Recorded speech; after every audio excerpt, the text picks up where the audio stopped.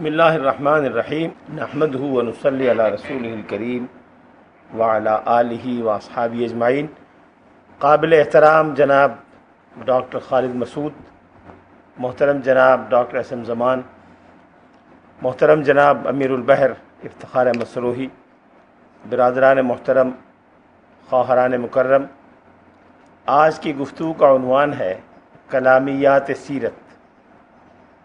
دراصل کلامیات سیرت سے مراد وہ موضوعات ہیں جو اصلاً علم کلام سے تعلق رکھتے ہیں، لیکن سیرت کے واقعات یا سیرت کے حقائق سے ان کا بڑا گہرا تعلق ہے، یا وہ واقعات ہیں جو اصلاً سیرت سے تعلق رکھتے ہیں لیکن ان کے معانی اور مطالب اور ان کے بہت سے پہلو ایسے ہیں جو علم کلام سے تعلق رکھتے ہیں، اور علم کلام کے مباحث میں جائے بغیر ان کو سمجھنا دشوار ہے۔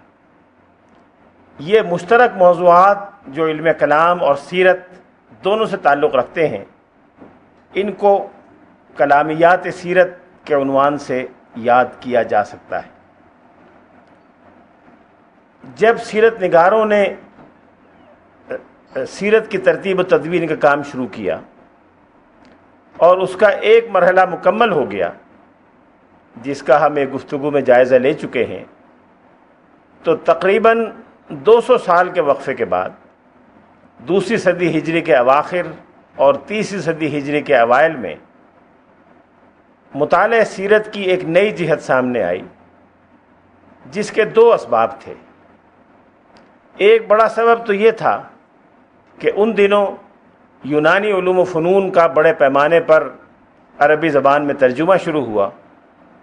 مسلمان اہل علم نے یونانی منطق، یونانی فلسفہ اور دوسرے یونانی علوم کا مطالعہ شروع کیا، اور بہت سے معاملات پر یونانی نقطہ نظر سے، یونانی اسلوب تفکیر سے اور یونانی انداز استدلال سے غور و خوض کرنا شروع کیا۔ انہی دنوں مسلمان دانشوروں کا ایک خاصا بڑا حصہ یونانی منطق اور یونانی علوم و فنون سے متاثر ہوا، اور اس طبقے کی طرف سے جن میں مسلمان اور غیر مسلم دونوں شامل تھے، بہت سے ایسے سوالات اسلامی عقائد کے بارے میں اٹھائے گئے جن کا جواب یونانی اسلوب استدلال کو اختیار کیے بغیر دینا مشکل تھا۔ اس لیے علماء اسلام نے یونانی منطق اور علوم و فنون سے واقفیت پیدا کی، اور یونانیوں کے اسلوب استدلال کے مطابق اسلامی عقائد کو بیان کرنے اور اسلامی عقائد پر کیے جانے والے اعتراضات کا جواب دینے کی کوشش کی۔ انہی دنوں وہ حضرات جو سیرت نگاری کے مقدس کام سے وابستہ تھے، انہوں نے محسوس کیا کہ اب وقت آ گیا ہے کہ سیرت کے عام تاریخی، فقہی اور قانونی پہلوؤں کے علاوہ سیرت کے ان پہلوؤں پر بھی غور کیا جائے جن کا تعلق عقائد اور علم کلام کے مسائل سے ہے۔ اس کی ضرورت اس لیے محسوس کی گئی کہ رسول اللہ صلی اللہ علیہ وسلم کی نبوت کے دلائل اور شواہد پر جب غور و خوض کا آغاز ہوا، اور دوسرے انبیاء علیہ السلام کے معجزات اور ان کے لائے ہوئے شواہد و دلائل سے حضور کے شواہد و دلائل کا مقابلہ کیا گیا، تو یہ محسوس کیا گیا کہ اس مضمون کو زیادہ مؤثر انداز میں اور واضح انداز میں بیان کرنے کے لیے ضروری ہے کہ نبوت، رسالت اور وحی و الہام پر خالص عقلی نقطہ نظر سے غور کیا جائے، اور ان لوگوں کے لیے عقلی دلائل مرتب کیے جائیں جو محض قرآن و سنت کے دلائل کی بنیاد پر شرح صدر یا اطمینان قلبی محسوس نہیں کرتے تھے۔ چنانچہ تیسری صدی ہجری کے اوائل سے لے کر اور آئندہ ایک طویل عرصے تک یہ موضوعات سیرت کا ایک جزوی حصہ رہے ہیں، اور تقریباً ہر بڑے سیرت نگار نے ان مسائل پر گفتگو کی ہے، یعنی نبوت اور رسالت کی حقیقت کیا ہے، نبی اور رسول میں فرق کیا ہے، نبی کس کو کہتے ہیں، رسول کس کو کہیں گے، پھر نبی اور رسول کا ذریعہ علم کیا ہے، پھر ذرائع علم کی کتنی قسمیں ہیں، وحی اور الہام میں آپس میں فرق کیا ہے، وحی کا ماخذ علم کیا ہے، پھر چونکہ حضور علیہ الصلوۃ والسلام خاتم النبیین ہیں اس لیے ختم نبوت کیا ہے، ختم نبوت کی حکمت اور فلسفہ کیا ہے، حضور علیہ الصلوۃ والسلام کے خصائص اور امتیازی اوصاف کیا ہیں، وہ امتیازی اوصاف جو ان کو عام مسلمان سے ممتاز کرتے ہیں وہ، اور وہ امتیازی اوصاف جو دوسرے انبیاء علیہ السلام سے ان کو ممیز کرتے ہوں وہ کیا ہیں۔ اس پر کتابیں لکھی گئیں۔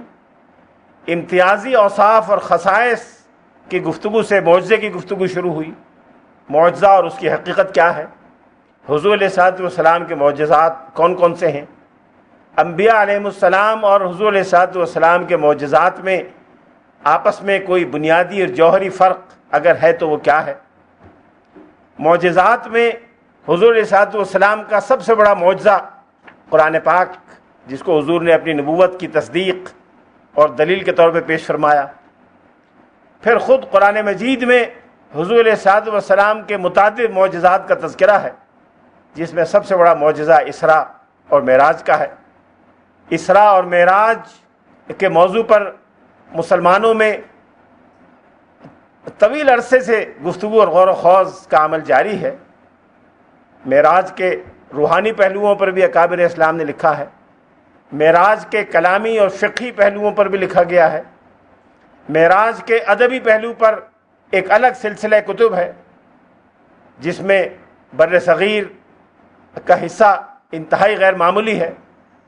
واقع معراج اور روایت معراج سے متاثر ہو کر مسلمانوں میں نہیں بلکہ خود غیر مسلموں میں بھی بہت سی کتابیں مرتب کی گئیں، جس کی تفصیل کا یہ موقع نہیں، لیکن یہ بات کہ کائنات کے مختلف حصوں کا ایک روحانی اور تصوراتی سفر معراج کے واقعے سے متاثر ہو کر کیا جائے اور اس سفر کی داستان میں ادبی اور رمز کے انداز میں مختلف حقائق کو بیان کیا جائے، یہ روایت مسلمانوں کی ادبی تاریخ میں مقبول رہی ہے۔ اس کا سب سے آخری اور بر صغیر کا انتہائی ممتاز اور قابل فخر نمونہ علامہ اقبال کی کتاب جاوید نامہ ہے، جس میں انہوں نے سیارگان فلک کا ایک روحانی اور تصوراتی سفر مولانا رومی، جن کو پیر رومی کا لقب دیتے ہیں، ان کی معیت میں کیا۔ مختلف تاریخی شخصیات سے، مسلمان اور غیر مسلم دونوں سے تصوراتی ملاقاتیں کیں، ان کی زبان سے مختلف حقائق بیان فرمائے، اور یوں وہ علامہ اقبال کے فکر، فلسفہ اور ادبیات کا ایک انتہائی اعلیٰ اور منفرد نمونہ ہے جو کلامیات سیرت کا ایک ثمرہ یا کلامیات سیرت کی برکات میں سے ایک برکت ہے۔ حضور علیہ الصلوۃ والسلام کے خصائص پر جب صوفیاء کرام نے غور و خوض شروع کیا تو انہوں نے روحانیات سیرت کے ایک پہلو کو جنم دیا، جس میں انہوں نے حقیقت محمدیہ، نور محمدی، پھر مختلف انبیاء علیہ السلام کے نور اور نسبتوں پر اظہار خیال کیا، اور اپنی غور و فکر اور اپنے ذرائع علم سے کام لے کر مختلف انبیاء علیہ السلام کا الگ الگ روحانی مقام اور نسبتیں متعین کیں۔ ان نسبتوں کا رسول اللہ صلی اللہ علیہ وسلم سے کیا واسطہ تھا، آپ کی ذات مبارکہ جس کو حقیقت محمدیہ کے عنوان سے بیان کیا گیا، اس کا بقیہ انبیاء علیہ السلام کی نسبتوں سے کیا رابطہ تھا، اس پر بہت سے صوفیاء کرام نے غور و خوض کیا۔ اس پر بڑی فاضلانہ تحریریں صوفیاء کرام نے لکھی، جس میں ہمارے بر صغیر کا کنٹریبیوشن کم نہیں ہے۔ مجدد الفسانی شیخ احمد سرہندی کے مکتوبات میں جا بجا اس موضوع پر اظہار خیال کیا گیا ہے، اور صوفیانہ زبان میں روحانی تجربات کے پس منظر میں حضور علیہ الصلوۃ والسلام کی روحانی عظمت اور اخلاقی برتری کو مجدد الفسانی نے نہایت نفیس اور بلیغ انداز میں بیان کیا ہے۔ نبوت اور متعلقات نبوت پر شروع سے غور و خوض جاری ہے۔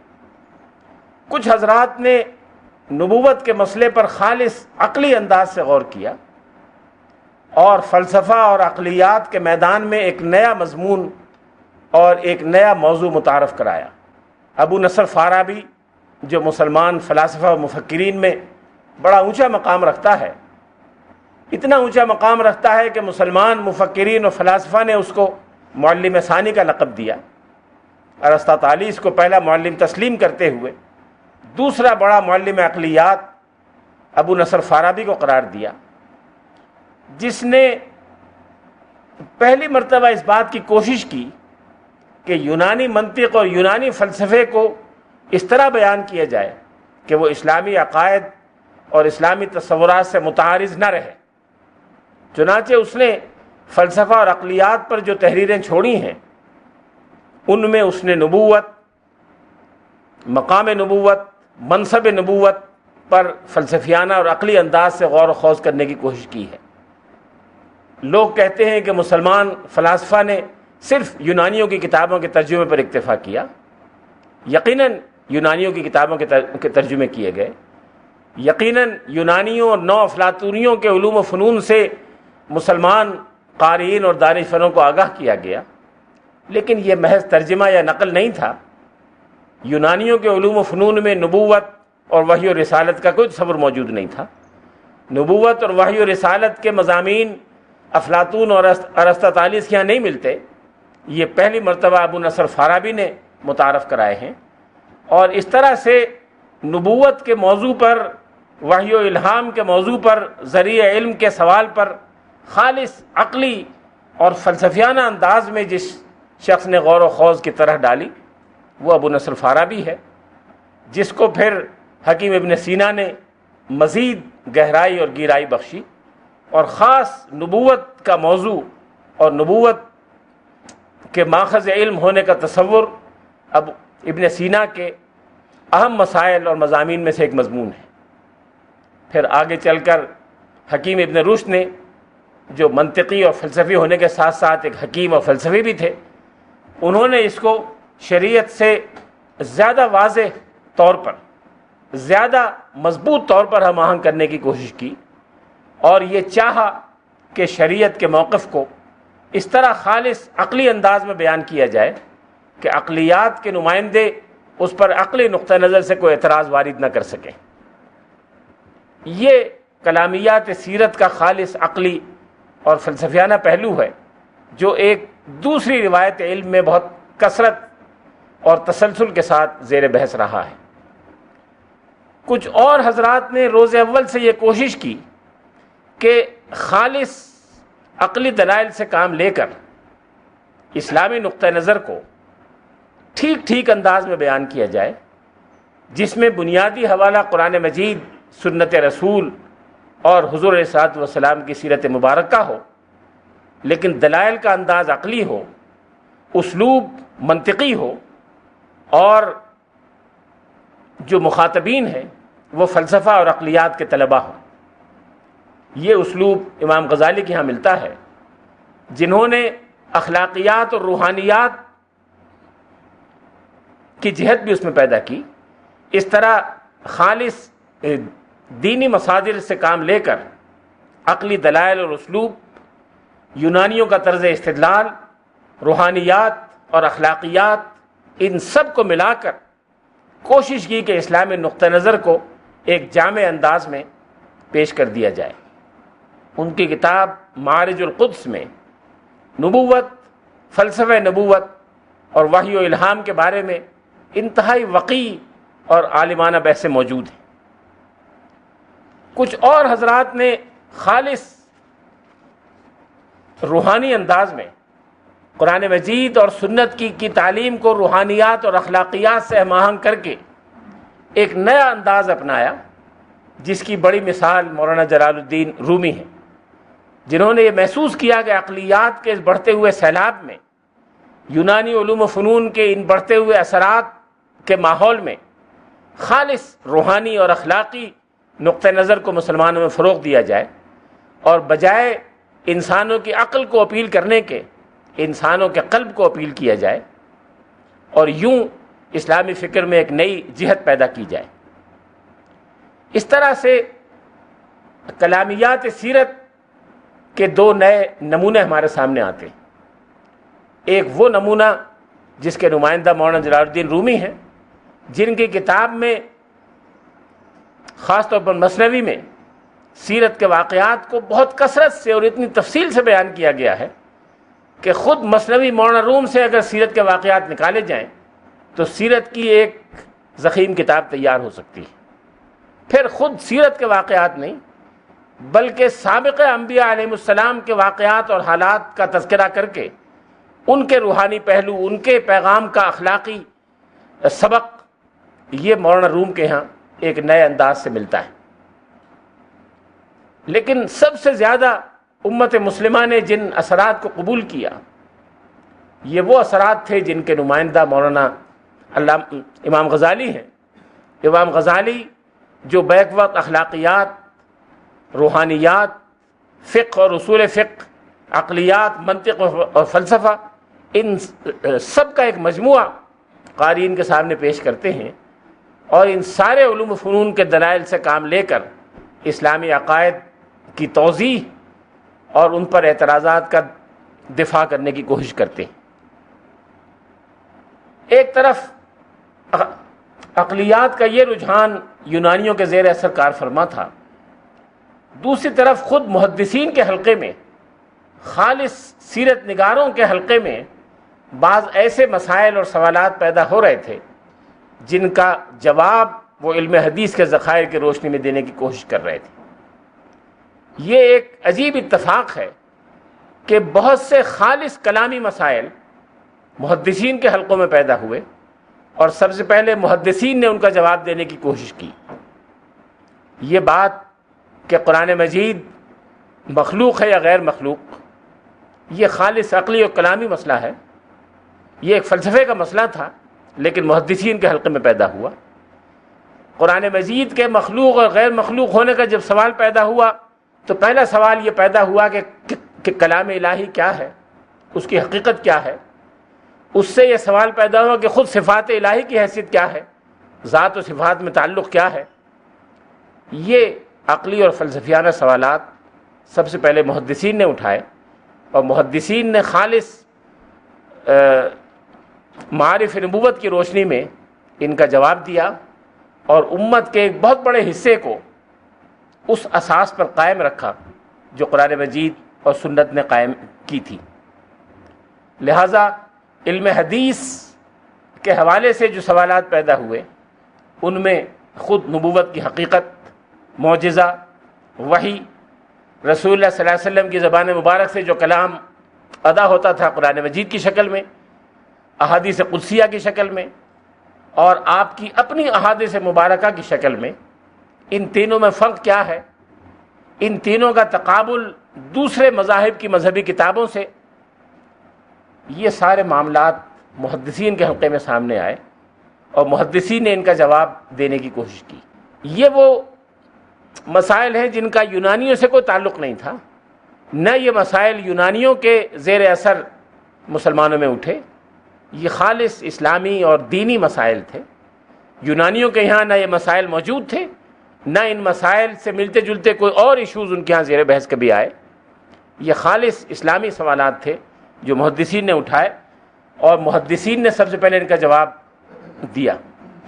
ابو نصر فارابی کی پیدائش سے بھی پہلے سے محدثین ان سوالات کو اٹھا رہے تھے اور ان کا جواب دینے کی کوشش کر رہے تھے۔ ان میں سب سے پہلا اور بنیادی سوال جس کا سیرت سے براہ راست تعلق ہے وہ یہ ہے کہ خود نبوت کیا ہے، نبوت کی ضرورت کیا ہے۔ نبوت کی ضرورت اور حقیقت پر متکلمین نے، صوفیہ نے، فلاسفہ نے، سیرت نگاروں نے، محدثین نے، مفسرین قرآن نے، سب نے اظہار خیال کیا ہے، اور اس رہنمائی کی روشنی میں جو قرآن مجید اور سنت کی شکل میں اور ان کی اپنی بصیرت کی شکل میں ان کے پاس موجود تھی، ان سوالات کا جواب دینے کی کوشش کی۔ پھر جب نبوت کی حقیقت اور نبوت کے ذریعے علم پر بات ہوگی تو پھر عقل اور دل، ان دونوں کے آپس میں تعلق پر بھی ضرور بات ہوگی۔ قرآن مجید نے جہاں عقل کا ذکر کیا ہے، فکر پر زور دیا ہے، وہاں قلب اور فؤاد پر بھی بہت زور دیا ہے۔ قلب اور فؤاد کی حقیقت کیا ہے، اس پر متکلمین اسلام اور صوفیاء کرام تفصیل سے لکھتے چلے آ رہے ہیں، لیکن کچھ وقت کے بعد یہ دو رمز قرار پائے۔ عقل رمز قرار دی گئی اس علم کا جو خالص تجربے و مشاہدے پر یا استدلال پر مبنی ہو، جس کے لیے مولانا جلال الدین رومی علم حصولی کی اصطلاح استعمال کرتے ہیں، وہ علم جو انسان اپنی کاوش اور استدلال سے حاصل کر سکتا ہے اور ہر انسان حاصل کر سکتا ہے۔ اس کے مقابلے میں قلب ایک رمز ہے جو دوسرے ماخذ علم اور ذریعہ علم سے بحث کرتا ہے، جس کے لیے مولانا رومی نے علم حضوری کی اصطلاح استعمال کی ہے، اور مثنوی مولانا روم میں جا بجا ان دونوں کے درمیان مقابلہ کیا ہے۔ وہ کہتے ہیں کہ پائے استدلالیاں چوبیں بود، پائے چوبیں سخت بے تمکیں بود، کہ عقل کی بنیاد پر راستہ چلنے کی اور راہ راست کو اختیار کرنے کی، منزل مقصود تک پہنچنے کی کیفیت وہی ہے جو کسی لنگڑے کے ایک پاؤں کی ہوتی ہے جو لکڑی کی بیساکھیوں پر چلتا ہے۔ لکڑی کی بیساکھیوں پر ضرورت تو پوری ہو جاتی ہے، وقتی تقاضا تو پورا ہو جاتا ہے، لیکن طویل اور کٹھن منزل مقصود لکڑی کے پاؤں کے ذریعے حاصل نہیں کی جا سکتی۔ یہی بات علامہ اقبال نے بھی اخیر میں کہی ہے، اور غالباً ان تمام مباحث کے پیش نظر جو متکلمین اسلام اور صوفیاء اسلام شروع سے بیان کرتے چلے آ رہے تھے، انہوں نے اس کا ایک خلاصہ اپنی ایک قطعے میں بیان کیا ہے۔ ان کا قطعہ ہے، عقل بے مایا امامت کی سزاوار نہیں، عقل بے مایا امامت کی سزاوار نہیں۔ یہ بات مولانا رومی کے زمانے سے لکھتے چلے آ رہے ہیں صوفیاء کرام کہ انسانی عقل کی ذمہ داریاں محدود ہیں۔ ایک جگہ مولانا روم نے لکھا ہے کہ جس ترازو سے موتی یا سونا تولا جاتا ہے اس ترازو سے پہاڑ نہیں تولے جا سکتے۔ عقل ایک ترازو ہے، یقیناً ترازو ہے، لیکن وہ کچھ خاص چیزیں تولنے کے لیے انسان کو دی گئی ہے۔ اس سے وہ چیزیں تولنے کی کوشش کی جائے جو عقل کے دائرہ کار سے باہر ہیں تو یہ عقل کا صحیح استعمال نہیں ہوگا۔ یہ مضمون مولانا روم کے یہاں بڑی کثرت سے ملتا ہے، علامہ اقبال نے بھی اس مضمون کو بیان کیا ہے۔ وہ یہ کہتے ہیں کہ جس چیز کے لیے انسانوں کو امامت اور رہنمائی درکار ہے وہ محض عقل کی بنیاد پر حل نہیں ہو سکتی۔ عقل بے مایا امامت کی سزاوار نہیں، راہبر ہو زن و تخمی تو زبوں کار حیات۔ عقل کی بنیاد تو اس کے اپنے اندازے اور استدلال پر ہوتی۔ عقل کا اندازہ اور استدلال ان معلومات کی بنیاد پہ ہوتا ہے جو کسی انسان کے پاس ہوں۔ معلومات غلط ہوں گی تو اندازہ غلط ہوگا، معلومات درست ہوں گی تو اندازہ درست ہوگا، معلومات نامکمل ہوں گی تو اندازہ نامکمل ہوگا، معلومات مکمل ہوگی تو اندازہ مکمل ہوگا۔ اس لیے عقل کا سارا سرمایہ ظن و تخمین سے زیادہ نہیں ہے۔ جن معاملات میں قطعیت اور یقینیات درکار ہیں ان میں عقل کا سرمایہ ظن و تخمین اور اندازے ہیں۔ خوب و ناخوب عمل کی ہو گرہ واہ کیوں کر، لیکن یہ بات کہ انسان کے اعمال میں، اس کی سرگرمیوں میں حق و باطل کا معیار کیا ہونا چاہیے، حسن و قبح کا معیار کیا ہونا چاہیے، وہ خالص عقل ہو یا شریعت ہو، اللہ کے رسول کا ارشاد ہو یا انسان کا تجربہ ہو، یہ پہلے روز اول سے زیر بحث رہا ہے۔ امام ابو حنیفہ سے منسوب الفقہ الاکبر میں بھی یہ مضمون بیان کیا گیا ہے، اور اس کے بعد ہر متکلم نے، ہر اصولی نے، ہر فقیہ نے اس مضمون کو اٹھایا ہے۔ خوب و ناخوب عمل کی ہو گرہ واہ کیوں کر، گر حیات آپ نہ ہو شارح اسرار حیات۔ یہ علامہ اقبال کا تصور نبوت ہے، گر حیات آپ نہ ہو شارح اسرار حیات۔ انسانی زندگی کی ضرورت کا سارا سامان یہاں روئے زمین پر موجود ہے۔ انسانی زندگی کو جن چیزوں کی ضرورت ہے وہ سب کی سب روئے زمین پر فراہم کر دی گئی۔ اب اگر انسان کے لیے کھانے پینے کا سامان بھی ہے، انسان کی تمام ضروریات کی تکمیل کے وسائل یہاں دستیاب ہیں اور موجود ہیں، انسان اس کو استعمال کر سکتا ہے، تو انسان کی منزل حقیقی اور فلاح اخروی اور صلاح حقیقی کی رہنمائی کا سامان کیوں موجود نہیں ہوگا؟ وہ بھی ہونا چاہیے۔ لہٰذا نبوت اس سوال کا جواب ہے جو ہر انسان سوال کرتا ہے اور اپنے مقصد حقیقی کے بارے میں پوچھتا ہے۔ علامہ اقبال کو اس موضوع سے طویل دلچسپی رہی ہے۔ انہوں نے اپنے منظوم کلام میں بھی اور منثور کلام میں بھی، انگریزی خطبات میں، اس پر تفصیل سے روشنی ڈالی ہے، جس کو بیان کرنے کا یہ وقت نہیں۔ ایک چھوٹی سی تحریر جو انتہائی وقیع تحریر ہے اور متکلمین کی تمام مباحث اور کاوشوں کا خلاصہ ہے۔ انہوں نے 1934 یا 35 میں راجہ حسن اختر کو ایک خط لکھا تھا۔ اس میں انہوں نے یہ لکھا تھا کہ نبوت کے 3 بنیادی عناصر ہیں۔ پہلا بنیادی عنصر یہ ہے کہ اس کو مابعد طبعی ذرائع سے علم حاصل ہوتا ہو، یعنی ان ذرائع سے جو بقیہ انسانوں کو حاصل نہیں ہے۔ علم حاصل ہونے کا ایسا ذریعہ جو بقیہ انسانوں کو حاصل نہ ہو، وہ جس شخص کو حاصل ہو، وہ نبوت کا پہلا عنصر ہے۔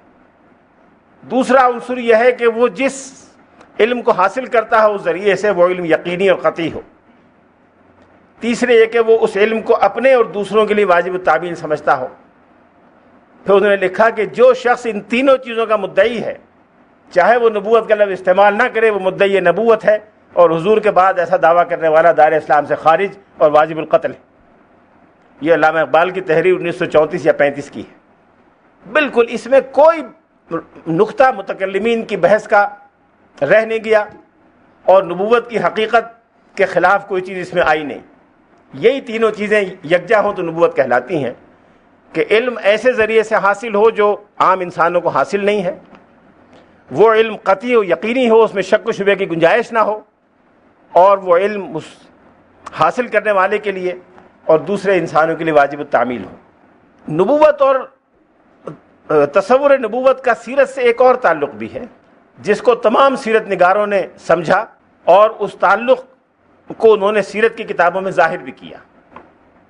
وہ یہ کہ سلسلہ نبوت رسول اللہ صلی اللہ علیہ وسلم کی تشریف آوری کی تمہید ہے۔ جتنے انبیاء حضور صلی اللہ علیہ وسلم سے پہلے گزرے ہیں، جن کے بارے میں نے عرض کیا تھا they were all Muhammad's in the making، وہ رسول اللہ صلی اللہ علیہ وسلم کی تشریف آوری کے لیے اسٹیج تیار کرنے کے لیے بھیجے گئے تھے۔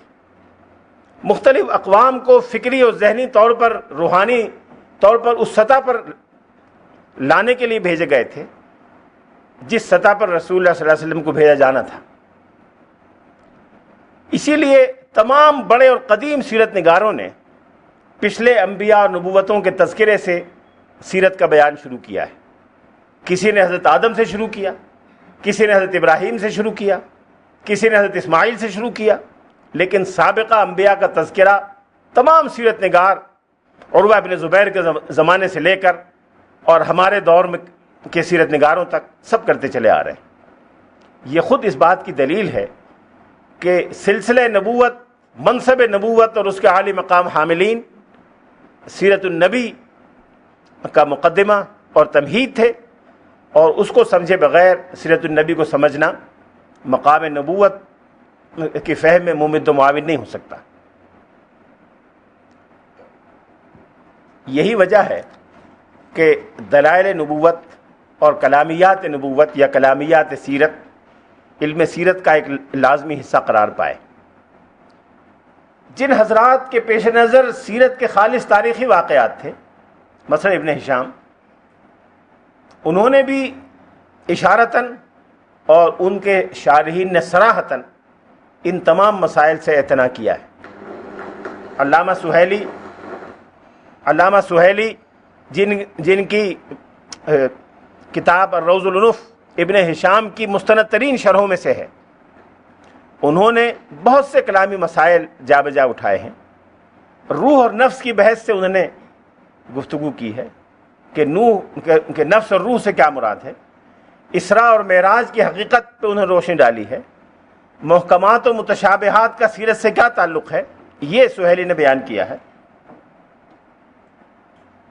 حالانکہ سہیلی ابن ہشام کی شرح لکھ رہے تھے، اور ابن ہشام کا انداز خالص مورخانہ تھا۔ ان کو تاریخی واقعات اور تاریخی تفصیلات کے علاوہ بقیہ موضوعات سے براہ راست دلچسپی نہیں تھی، لیکن ان کے شارح نے بھی ان مسائل کی تفصیل بیان کرنا اس لیے ضروری سمجھا کہ یہ چیزیں سیرت کا ایک لازمی حصہ ہیں۔ جن حضرات نے ان موضوعات پر مستقل بذات کتابیں لکھی ہیں، ان میں سے ایک دو کا تذکرہ میں کر چکا ہوں۔ ان میں سے ایک نمایاں نام قاضی عیاض کا ہے۔ قاضی عیاض اسپین کے رہنے والے تھے، وہاں کے قاضیوں میں ایک مشہور شخصیت تھے جن کی کتابیں علم حدیث اور سیرت پر متعدد ہیں۔ انہوں نے الشفا فی تعریف حقوق المصطفیٰ کے نام سے جو کتاب لکھی تھی، وہ خالصتاً تقریباً پوری کتاب ہی کلامیات سیرت پر ہے۔ رسول اللہ صلی اللہ علیہ وسلم کے خصائص، حضور علیہ الصلوۃ والسلام کے بارے میں امت کی ذمہ داریاں، امت پر حضور علیہ الصلوۃ والسلام کے حقوق، یہ سب مسائل اس کا بنیادی موضوع ہیں۔ انہوں نے ان تمام مسائل کو بڑے لطیف طریقے سے قرآن پاک کی ایک آیت سے مربوط کیا ہے۔ قرآن پاک کی ایک آیت ہے واللہ یعصمک من الناس، حضور علیہ الصلوۃ والسلام سے خطاب ہے کہ اللہ آپ کو لوگوں کے شر سے محفوظ رکھے گا۔ اب وہ کہتے ہیں کہ حضور علیہ الصلوۃ والسلام کی حفاظت کا جو یہ قرآنی وعدہ کیا گیا، اس سے کیا مراد ہے؟ وہ کہتے ہیں اس سے 4 قسم کے حفاظتیں مراد ہیں۔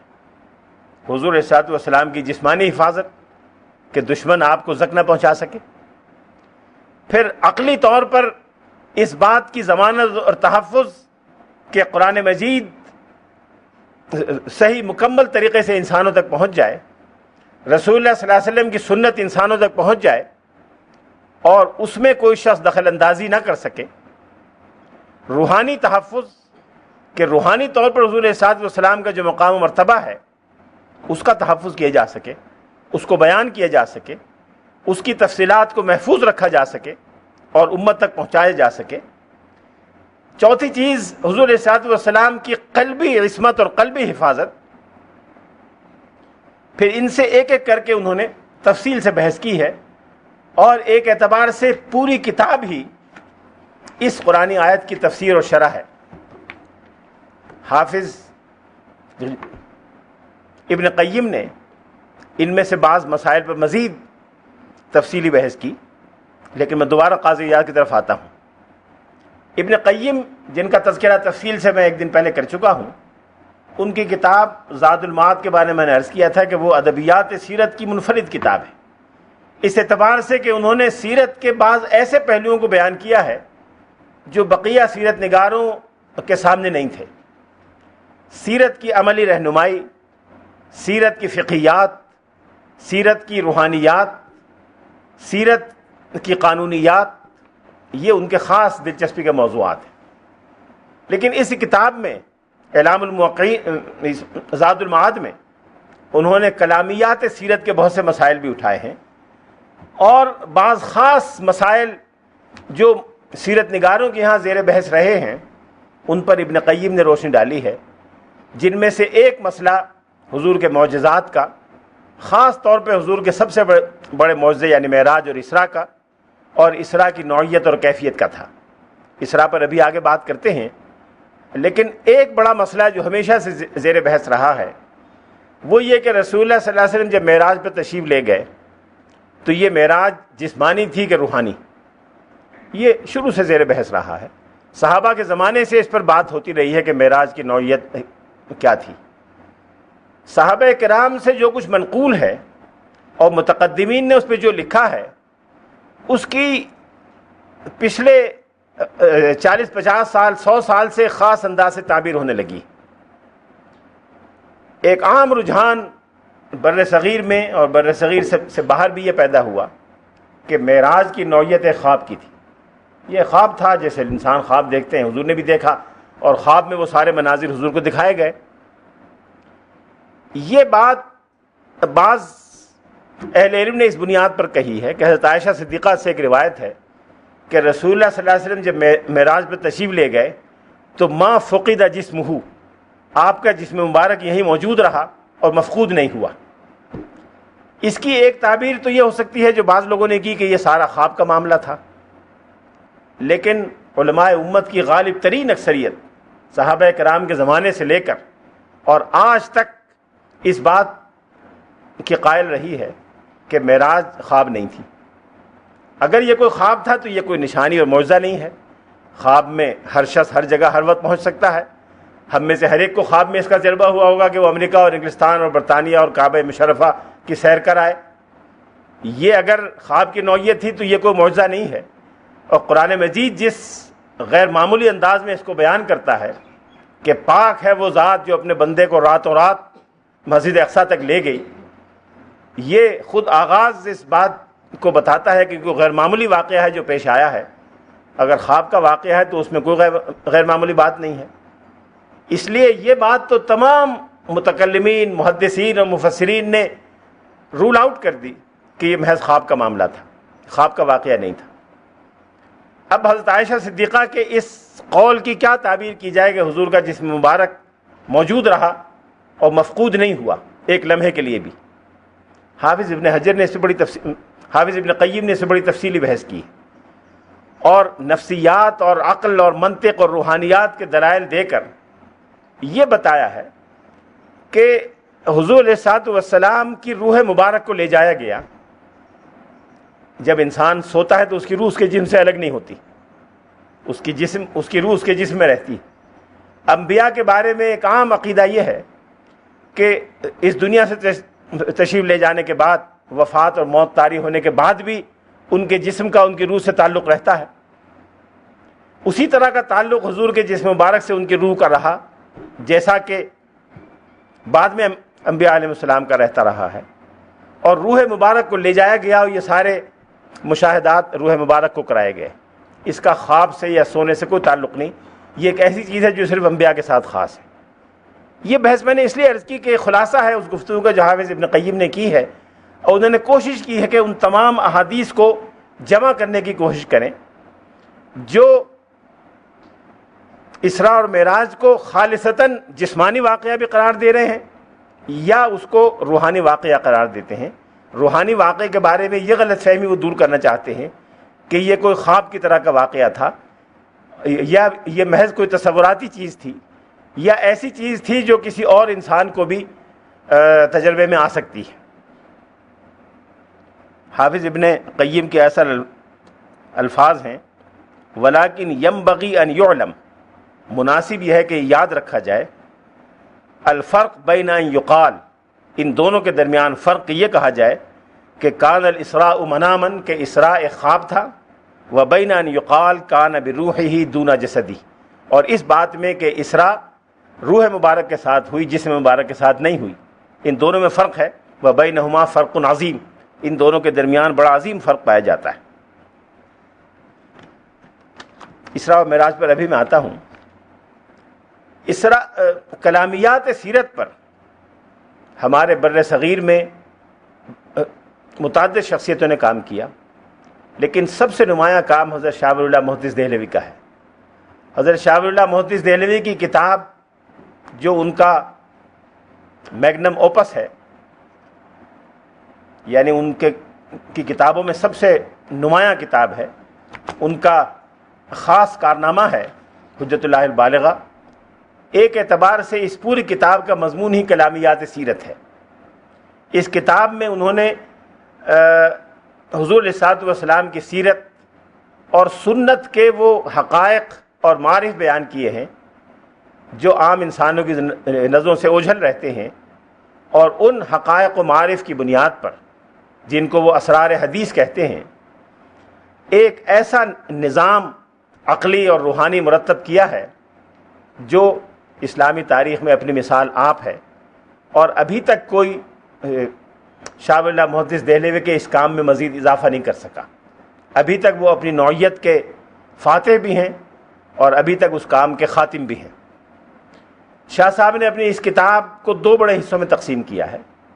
ایک حصہ تو بنیادی کلیات اور اصولوں کا ہے، جس میں انہوں نے وہ تمام بنیادی مسائل ایک عقلی اور منطقی انداز میں بیان کیے ہیں، دینی اور شرعی دلائل کے ساتھ، جن کی بنیاد پر کار نبوت نے کام کا آغاز کیا اور شریعت کی تفصیلات حضور علیہ الصلوۃ والسلام نے بیان فرمائیں کہ انسان کو مکلف اللہ تعالیٰ کیوں قرار دیتا ہے، انسان کو مکلف قرار دینے کے بعد جزا اور سزا کا نظام کیوں رکھا گیا ہے، یہ جزا اور سزا کس نوعیت کی ہے، انسان کی معاشرتی اور اجتماعی ضروریات کیا ہیں، انسان کی کامیابی اور کامرانی کی حقیقت کیا ہے، کس چیز کو اصل میں کامیابی اور کامرانی کہتے ہیں اور کس چیز کو ناکامی اور ناکامرانی کہتے ہیں، پھر نیکی اور بدی کیا ہے، کس چیز کو کس کی بنیاد پر نیکی کہا جائے اور کس کام کو کس بنیاد پر بدی کہا جائے، پھر مسلمانوں کی اجتماعیات بالعموم بالخصوص اور بقیہ انسانوں کی اجتماعیات، اجتماعی نظام کیوں قائم ہوتا ہے، کیسے قائم ہوتا ہے اور اس کی ضرورت کیوں ہے، پھر علوم نبوت اس اجتماعیت کو قائم کرنے میں کیا کارنامہ انجام دیتے ہیں۔ اس طرح شاہ ولی اللہ محدث دہلوی نے علوم نبوت کو، جو سیرت کا ایک حصہ ہے، پوری انسانی معاشرت کی اساس اور انسانی کامیابی کی ایک بنیاد اور لازمی شرط قرار دیا ہے۔ پھر دوسرے حصے میں جہاں انہوں نے اسرار شریعت اور اسرار حدیث بیان کیے ہیں، وہاں وہ یہ کہتے ہیں کہ اس کتاب کے بنیادی مقاصد میں جو چیز میرے پیش نظر ہے وہ یہ ہے کہ رسول اللہ صلی اللہ علیہ وسلم کے معجزات کو اس طرح واضح کر کے اور منقح کر کے سامنے کر دیا جائے کہ حضور کا سب سے بڑا معجزہ یعنی آپ کی لائی ہوئی شریعت اور اس کا اصل کارنامہ لوگوں کے سامنے آ جائے، یعنی اسلامی شریعت کا کمال، متشککین کی تردید اور اہل ایمان کے لیے اطمینان جس چیز سے حاصل ہو جائے وہ میں لوگوں کے سامنے رکھ دوں۔ یوں یہ کتاب کلامیات سیرت کی ایک ایسی اساسی کتاب کے طور پر سامنے آتی ہے جو اپنی نوعیت کی ایک منفرد کتاب ہے، اور اسلامی تاریخ میں کوئی اور کتاب اس انداز اور اس ترتیب کے ساتھ موجود نہیں ہے۔ پھر شاہ ولی اللہ صاحب یہ بیان کرتے ہیں کہ انسان کو اپنی حقیقی کامیابی اور کامرانی کے لیے ایسے رہنماؤں کی ضرورت ہے جو ملتیں قائم کر سکیں، جن کی تعلیم کی بنیاد پر امت کی تشکیل کی جا سکے، اور وہ ایسا دیر پا اور دائمی نظام امت کو دے سکیں جو امت کے لیے حقیقی سعادت کا اور کامرانی کا ذریعہ اور ماخذ ہو۔ اس کے انہوں نے دلائل دیے ہیں۔ ایک بنیادی دلیل یہ دی ہے کہ ہر معاملے میں متخصصین اور ماہرین کی ضرورت انسانوں نے ہر دور میں محسوس کی ہے۔ انسان ہر معاملے میں متخصصین سے رجوع کرتا ہے اور ان لوگوں کی رہنمائی کے مطابق کام کرتا ہے زندگی کے مختلف گوشوں میں، جو کسی خاص فن میں مہارت اور علم کا ایسا ذریعہ رکھتے ہوں اور ایسے علم تک رسائی رکھتے ہوں جو ان کو دوسروں سے ممتاز کرتی۔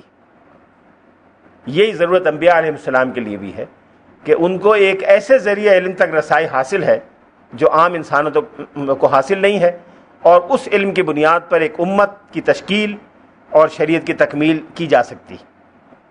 پھر شاہ ولی اللہ نے مختلف انبیاء علیہ السلام کی تعلیم میں جو ارتقا ہوا ہے اس کی طرف اشارہ کیا ہے، اور اخیر میں کہا ہے کہ جب انسانیت ایک ایسے مرحلے پر آ گئی کہ جب ایک بین الاقوامیت اور عالمگیریت کے دور کا آغاز ہونے والا تھا، اس وقت ضرورت تھی کہ ایک ایسا دین بھیجا جائے جو تمام ادیان کا ناسخ ہو، ایک ایسی شریعت اتاری جائے جو تمام شریعتوں کو مکمل کرنے والی ہو، اور عدل و انصاف کے وہ پہلو جو پہلے رہ گئے تھے ان سب کی تکمیل کر کے لیظہرہ علی الدین کلہ کی کیفیت پیدا کر دی جائے۔ یہ وہ تصور ہے ختم نبوت کا جو شاہ صاحب نے اپنی اس کتاب میں دیا ہے۔ جس چیز کو شاہ ولی اللہ تکمیل کا نام دے رہے ہیں، یا جس کو وہ لیظہرہ علی الدین کلہ کے حوالے سے بیان کرنے کی کوشش کر رہے ہیں، وہ دو چیزیں ہیں۔ ایک چیز تو یہ ہے کہ حضور علیہ الصلوۃ والسلام کے تشریف لانے سے پہلے بعض ایسے مسائل اور مشکلات انسانوں کو درپیش تھے جن کا جواب انسانوں کے پاس نہیں تھا، یا ایسے مسائل اور مشکلات کا انسان شکار تھے جس کا حل ان کی سمجھ میں نہیں آ رہا تھا۔ حضور علیہ الصلوۃ والسلام نے ان مشکلات کو دور کیا، ان مسائل کا حل پیش کیا۔ ان مسائل اور مشکلات میں سے ایک بڑی مشکل یہ تھی کہ مذہبی علم خاص طور پر مختلف اقوام کی اجارہ داری میں تھا، مختلف طبقوں کی اجارہ داری میں تھا، اور عام انسان کی دینی علم تک رسائی نہیں تھی۔ حضور علیہ الصلوۃ والسلام نے اس اجارہ داری کو ختم کر دیا۔ مذہبی اور غیر مذہبی تعلیم کے درمیان ایک بعد اور تفریق تھی۔ کچھ اقوام ہیں جو مذہبی تعلیم کے علم بردار ہیں، کچھ اقوام ہیں جو غیر مذہبی تعلیم کے علم بردار ہیں، اور ان دونوں کے ہاں الگ الگ اس علم کی بنیاد پر ایک تہذیب و تمدن پرورش پا رہی تھی. ایک تہذیب و تمدن خالص غیر مذہبی بنیادوں پر تھی، ایک دوسری تہذیب و تمدن خالص مذہبی بنیادوں پر. ایسی تہذیب جس میں دونوں علوم کو یکجا کیا گیا ہو اور مذہبی اور غیر مذہبی تعلیم میں یکجائی اور یکسانیت پیدا کی گئی ہو، یہ بات حضور صلی اللہ علیہ وسلم سے پہلے نہیں تھی. مختلف اقوام میں اسلام سے پہلے اوہام پرستی کا تصور تھا، اور اس اوہام پرستی کے نتیجے میں بہت سے رکاوٹیں انسان کے لیے تحقیق اور ریسرچ میں پیدا ہو رہی تھی. انسان کائنات کے حقائق پر اسی وقت غور کر سکتا ہے جب وہ اوہام پرستی سے نجات پا جائے. اوہام پرستی کے ساتھ، افلاک پرستی کے ساتھ، مظاہر پرستی کے ساتھ کائنات کے حقائق پر آزادانہ غور و خوض نہیں ہو سکتا.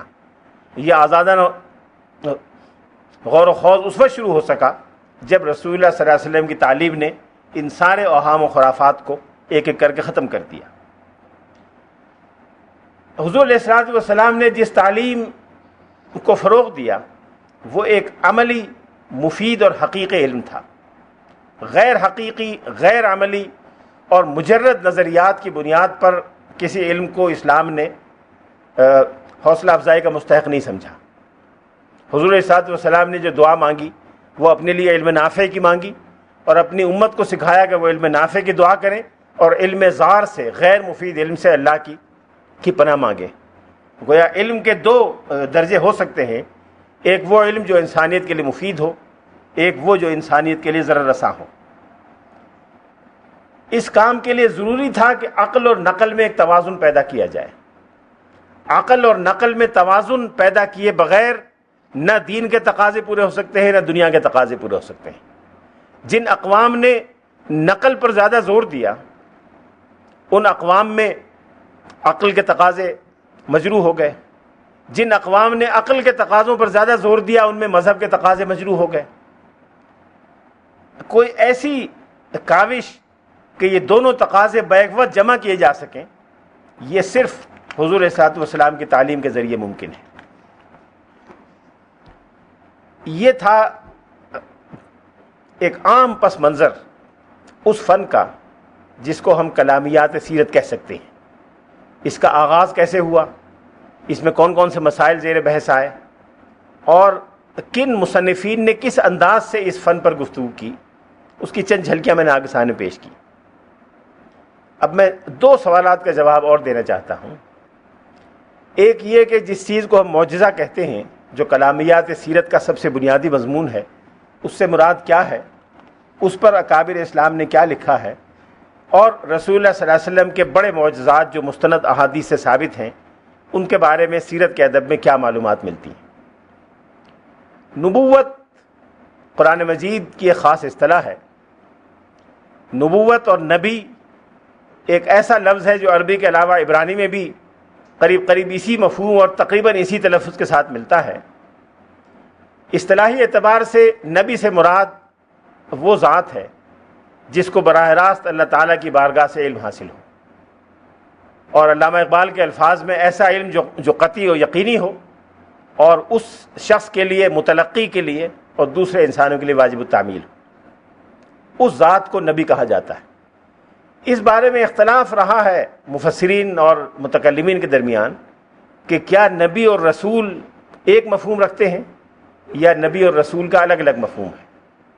کچھ لوگ اس کے قائل ہیں کہ نبی اور رسول کا مفہوم ایک ہے، کچھ لوگ اس کے قائل ہیں کہ نبی اور رسول کے مفہوم الگ الگ ہیں. میجورٹی، اکثریت یہی سمجھتی ہے کہ نبی اور رسول کے مفہوم الگ الگ ہیں. اس پر بڑی لمبی بحثیں ہیں، لیکن ہمارے بر صغیر کے ترجمان القرآن شاہ عبد القادر محدث دہلوی نے ایک جملے میں اس فرق کو بیان کیا ہے. نبی وہ ہے جس کو وحی ملے، رسول وہ ہے جس کو نئی کتاب یا نئی امت یا نئی شریعت دی جائے، یا تینوں دی جائیں. اگر کسی کو نئی شریعت دی گئی یا نئی کتاب دی گئی، یا شریعت و کتاب تو نئی نہیں دی گئی لیکن نئی امت کے پاس اس کو بھیجا گیا، وہ رسول ہے. حضرت اسماعیل علیہ الصلوۃ والسلام کی شریعت وہی تھی جو حضرت ابراہیم کی شریعت تھی، ان کی کتابیں وہی تھیں جو حضرت ابراہیم پر اتاری گئی تھیں، لیکن ان کو نئی قوم اور نئی امت کی طرف بھیجا گیا، اس لیے ان کو رسول قرار دیا گیا. یہ فرق ہے رسول اور نبی میں. نبوت لغوی اعتبار سے دو مفہوم رکھتا ہے اور متکلمین نے یہ دونوں مفہوم قرار دیے ہیں۔ نبی کا ایک مفہوم تو ہے خبر دینے والا، نبا عربی زبان میں کہتے ہیں کسی اہم خبر کو، عما یتساءلون عن النبأ العظیم، چونکہ نبی بڑی اہم خبریں اللہ کی طرف سے دیتا ہے، اللہ کی مرضی کا ترجمان ہے، اس لیے اس کو نبی کہا گیا۔ اور قرآن پاک میں نبی جہاں بھی آیا ہے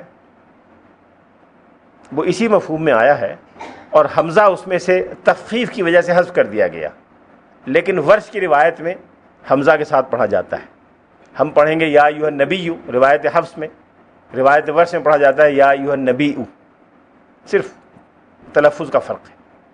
ایک دوسری رائے یہ ہے کہ یہ نبوہ سے ماخوذ ہے، نبا ینبو کے معنی بلند مرتبہ ہونا، چونکہ نبی انسانوں میں انتہائی بلند مرتبہ ہوتا ہے، سب سے بلند مرتبے کی شخصیت ہوتا ہے، اس لیے اس کو نبی کہا گیا۔ دونوں مفہوم بیک وقت بھی درست ہو سکتے ہیں۔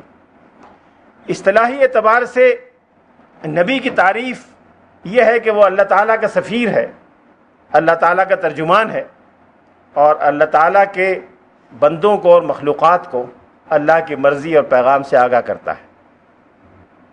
ابو نعیم نے دلائل النبوت میں لکھا ہے، النبوۃ هو سفارۃ العبد بین اللہ و بین ذوی الالباب من خلیقتہ، کہ نبوت ایک سفارت ہے جو اللہ اور اللہ کی مخلوقات میں جو صاحب عقل ہیں ان کے درمیان پیغام رسانی سے عبارت ہے۔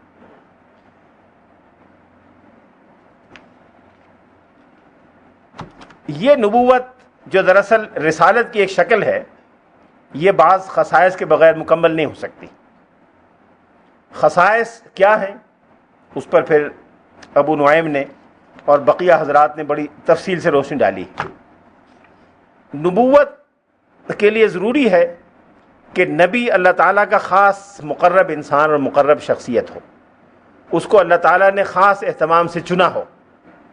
اللہ یجتبی من الملائکۃ رسلا ومن الناس، اللہ تعالیٰ انسانوں فرشتوں میں سے اپنے رسولوں کو خود چنتا ہے۔ اسی طرح سے ایک جگہ ہے اللہ اعلم حیث یجعل رسالتہ، اللہ ہی اس بات کو جانتا ہے کہ اپنی رسالت کو کہاں بھیجے اور کہاں اتارے۔ لیکن رسالت میں یا نبوت میں ولایت شامل ہے، ہر نبی ولی ہوتا ہے، اللہ کے اولیاء میں سب سے اونچا درجہ رکھتا ہے، لیکن ظاہر ہر ولی نبی نہیں ہوتا۔ کسی وجہ سے بعض لوگوں میں یہ غلط فہمی پیدا ہو گئی، بعض صوفیہ میں، کہ ولایت نبوت سے افضل ہے، اور انہوں نے اس کی وجہ یہ بیان کی کہ ولی کا تعلق اللہ کی ذات سے رہتا ہے، وہ روح بحق ہوتا ہے، اور نبی کا تعلق مخلوقات سے ہے، وہ روح بخلق ہوتا ہے، تو روح بحق ہونا افضل ہے بنسبت روح بخلق ہونے کے۔ یہ وجہ انہوں نے بیان کی۔ جب اس پر اعتراض ہوا تو انہوں نے اس کا جواب دیا کہ نبی کی ولایت اس کی نبوت سے افضل ہے، یعنی غیر نبی کی ولایت نہیں، نبی کی ولایت اس کی نبوت سے افضل ہے۔ یہ بات بھی اس میدان کے مزاج شناسوں نے پسند نہیں کی۔ اس پر مجدد الفسانی شیخ احمد سرہندی نے، جن کو علامہ اقبال نے مسلم انڈیا کا سب سے بڑا مذہبی عبقری قرار دیا تھا، ایک جگہ لکھا ہے the greatest religious genius of Muslim India, شیخ احمد سرہندی، انہوں نے ایک جگہ لکھا ہے کہ بعض صوفیاء کرام جذب کے عالم میں بات کرتے رہے ہیں جو زیادہ مستند اور قابل اعتبار نہیں ہے۔ جذب کی کیفیت میں انسان کو اپنے احساس اور عقل پر کنٹرول نہیں رہتا، اور اس جذب کی کیفیت میں ایسے الفاظ اس کی زبان سے نکل جاتے ہیں جو درست نہیں ہوتے۔ یہ مضمون انہوں نے بیان کیا۔ پھر اس کنٹیکسٹ میں لکھا ہے وَأَزِیں عالمست سخن بازے کے گفتان الولایت افضل من النبوہ، اور اسی کیفیت میں بعض لوگوں کی زبان سے یہ لفظ نکلا کہ ولایت نبوت سے افضل ہے۔ پھر انہوں نے بہت تفصیل سے اس کی تردید کی ہے اور یہ ثابت کیا ہے کہ نبوت سب سے افضل درجہ ہے جو انسانوں کو حاصل ہو سکتا ہے، چاہے اسی نبوت کی ولایت ہو، اسی نبی کی ولایت ہو یا کسی اور کی ولایت ہو، وہ افضل ترین درجہ ہے جو انسانوں کو حاصل ہو سکتا ہے۔ ایک اور جگہ لکھا ہے اپنے مکتوبات میں، جمع از نارسائی بکمالات نبوت گفتان الولایت افضل من النبوہ، بعض لوگ اپنی فکری نارسائی کی وجہ سے، اپنی عقلی کوتاہی کی وجہ سے یہ کہنے لگتے ہیں کہ ولایت نبوت سے افضل ہے۔ فقیر در کتب و رسائل خود نوشتہ است و تحقیق نمودہ است کہ کمالات نبوت حکم دریائے محیط دارت، میں نے اپنی کتابوں اور تحریروں میں مجدد صاحب فرما رہے ہیں اس کی تحقیق کی ہے اور یہ دکھایا ہے کہ کمالات نبوت کی حیثیت ایک دریائے محیط کی ہے، ایک سمندر کی ہے، و کمالات ولایت در جنب آن قطرہ است محقر، اور کمالات ولایت کی حیثیت اس کے بارے میں ایک حقیر قطرے کی ہے۔ یہ نسبت ہے کمالات نبوت اور کمالات ولایت میں مجدد صاحب کی نظر میں۔ کمالات نبوت اور خواص نبوت پر شاہ ولی اللہ محدث دہلوی نے بھی روشنی ڈالی ہے، جس کی تفصیل میں چھوڑ دیتا ہوں، اور جا بجا انہوں نے نبوت اور رسالت کو بیان کیا ہے۔ نبی کا ذریعہ علم وحی الہی ہے، وحی الہی کی طرف قرآن پاک میں اور سابقہ مذہبی کتابوں میں حوالے دیے گئے ہیں۔ وحی کا لفظ عربی زبان میں دو مفہوموں کے لیے استعمال ہوتا ہے۔ ایک مفہوم جو بہت عام ہے وہ یہ ہے کہ خاموشی کے ساتھ اور جلدی کے ساتھ کسی شخص کو ایسا اشارہ کر دینا کہ اس سے پیغام سمجھ لے، یہ اشارہ عربی زبان میں وحی کہلاتا ہے۔ چونکہ انبیاء علیہ السلام تک انتقال علم اتنا لطیف ہوتا ہے کہ عام انسان کی رسائی اس تک نہیں ہوتی، اور اتنی جلدی ہوتا ہے کہ انبیاء اس کو حاصل کر لیتے ہیں، اس لیے اس ذریعہ علم کے لیے وحی کی اصطلاح استعمال کی گئی۔ وحی کا ایک مفہوم عربی زبان میں کسی پتھر یا مضبوط چیز پر کوئی ایسا نقش کر دینا کہ جو مٹ نہ سکے، اس کو بھی وحی کہتے ہیں۔ لبید جو مشہور شاعر ہیں، معلقات کے شاعروں میں آخری شاعر ہیں، ان کا شعر ہے فمدافع الریان عری رسمها خلقا کما ضمن الوحی سلامها۔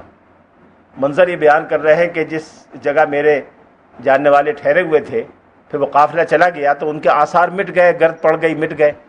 جب بارش ہوئی تو وہ بارش سے گرد بہہ گئی تو وہ آثار دوبارہ نمایاں ہو گئے، اس طرح نمایاں ہو گئے جسے پتھر پر کوئی نقش ہو، کوئی تحریر ہو اور مٹی سے وہ مٹ جائے، پھر بارش ہو اور وہ سارے نقش دوبارہ روشن ہو جائیں۔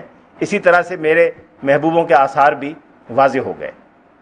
یہاں انہوں نے وحی کا لفظ اس نقش کے لیے استعمال کیا ہے جو پتھر پر ہو اور ناقابل شکست ہو، جس کو مٹایا نہ جا سکے۔ دلائل نبوت پر جن لوگوں نے لکھا ہے ان میں سب سے مستند اور قدیم کتاب ابو نعیم اصبہانی کی ہے، جنہوں نے پہلے دلائل نبوت کے نام سے ایک بڑی کتاب لکھی تھی، جس میں حضور صلی اللہ علیہ وسلم کے فضائل، آپ کے بارے میں بشارتیں، آپ کے معجزات، قرآن مجید کی تاثیر، ان سب کا ذکر کیا تھا۔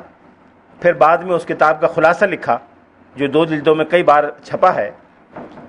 اس خلاصے میں انہوں نے حضور کے فضائل کا تذکرہ کیا ہے، حضور کے فضائل جو قرآن پاک میں آئے ہیں، حضور کے فضائل جو آپ کی سیرت سے سامنے آتے ہیں، حضور کے فضائل جو آپ کی ارشادات سے سامنے آتے ہیں، حضور کے فضائل جو سابقہ آسمانی کتابوں میں بشارتوں سے ہمارے سامنے آتے ہیں۔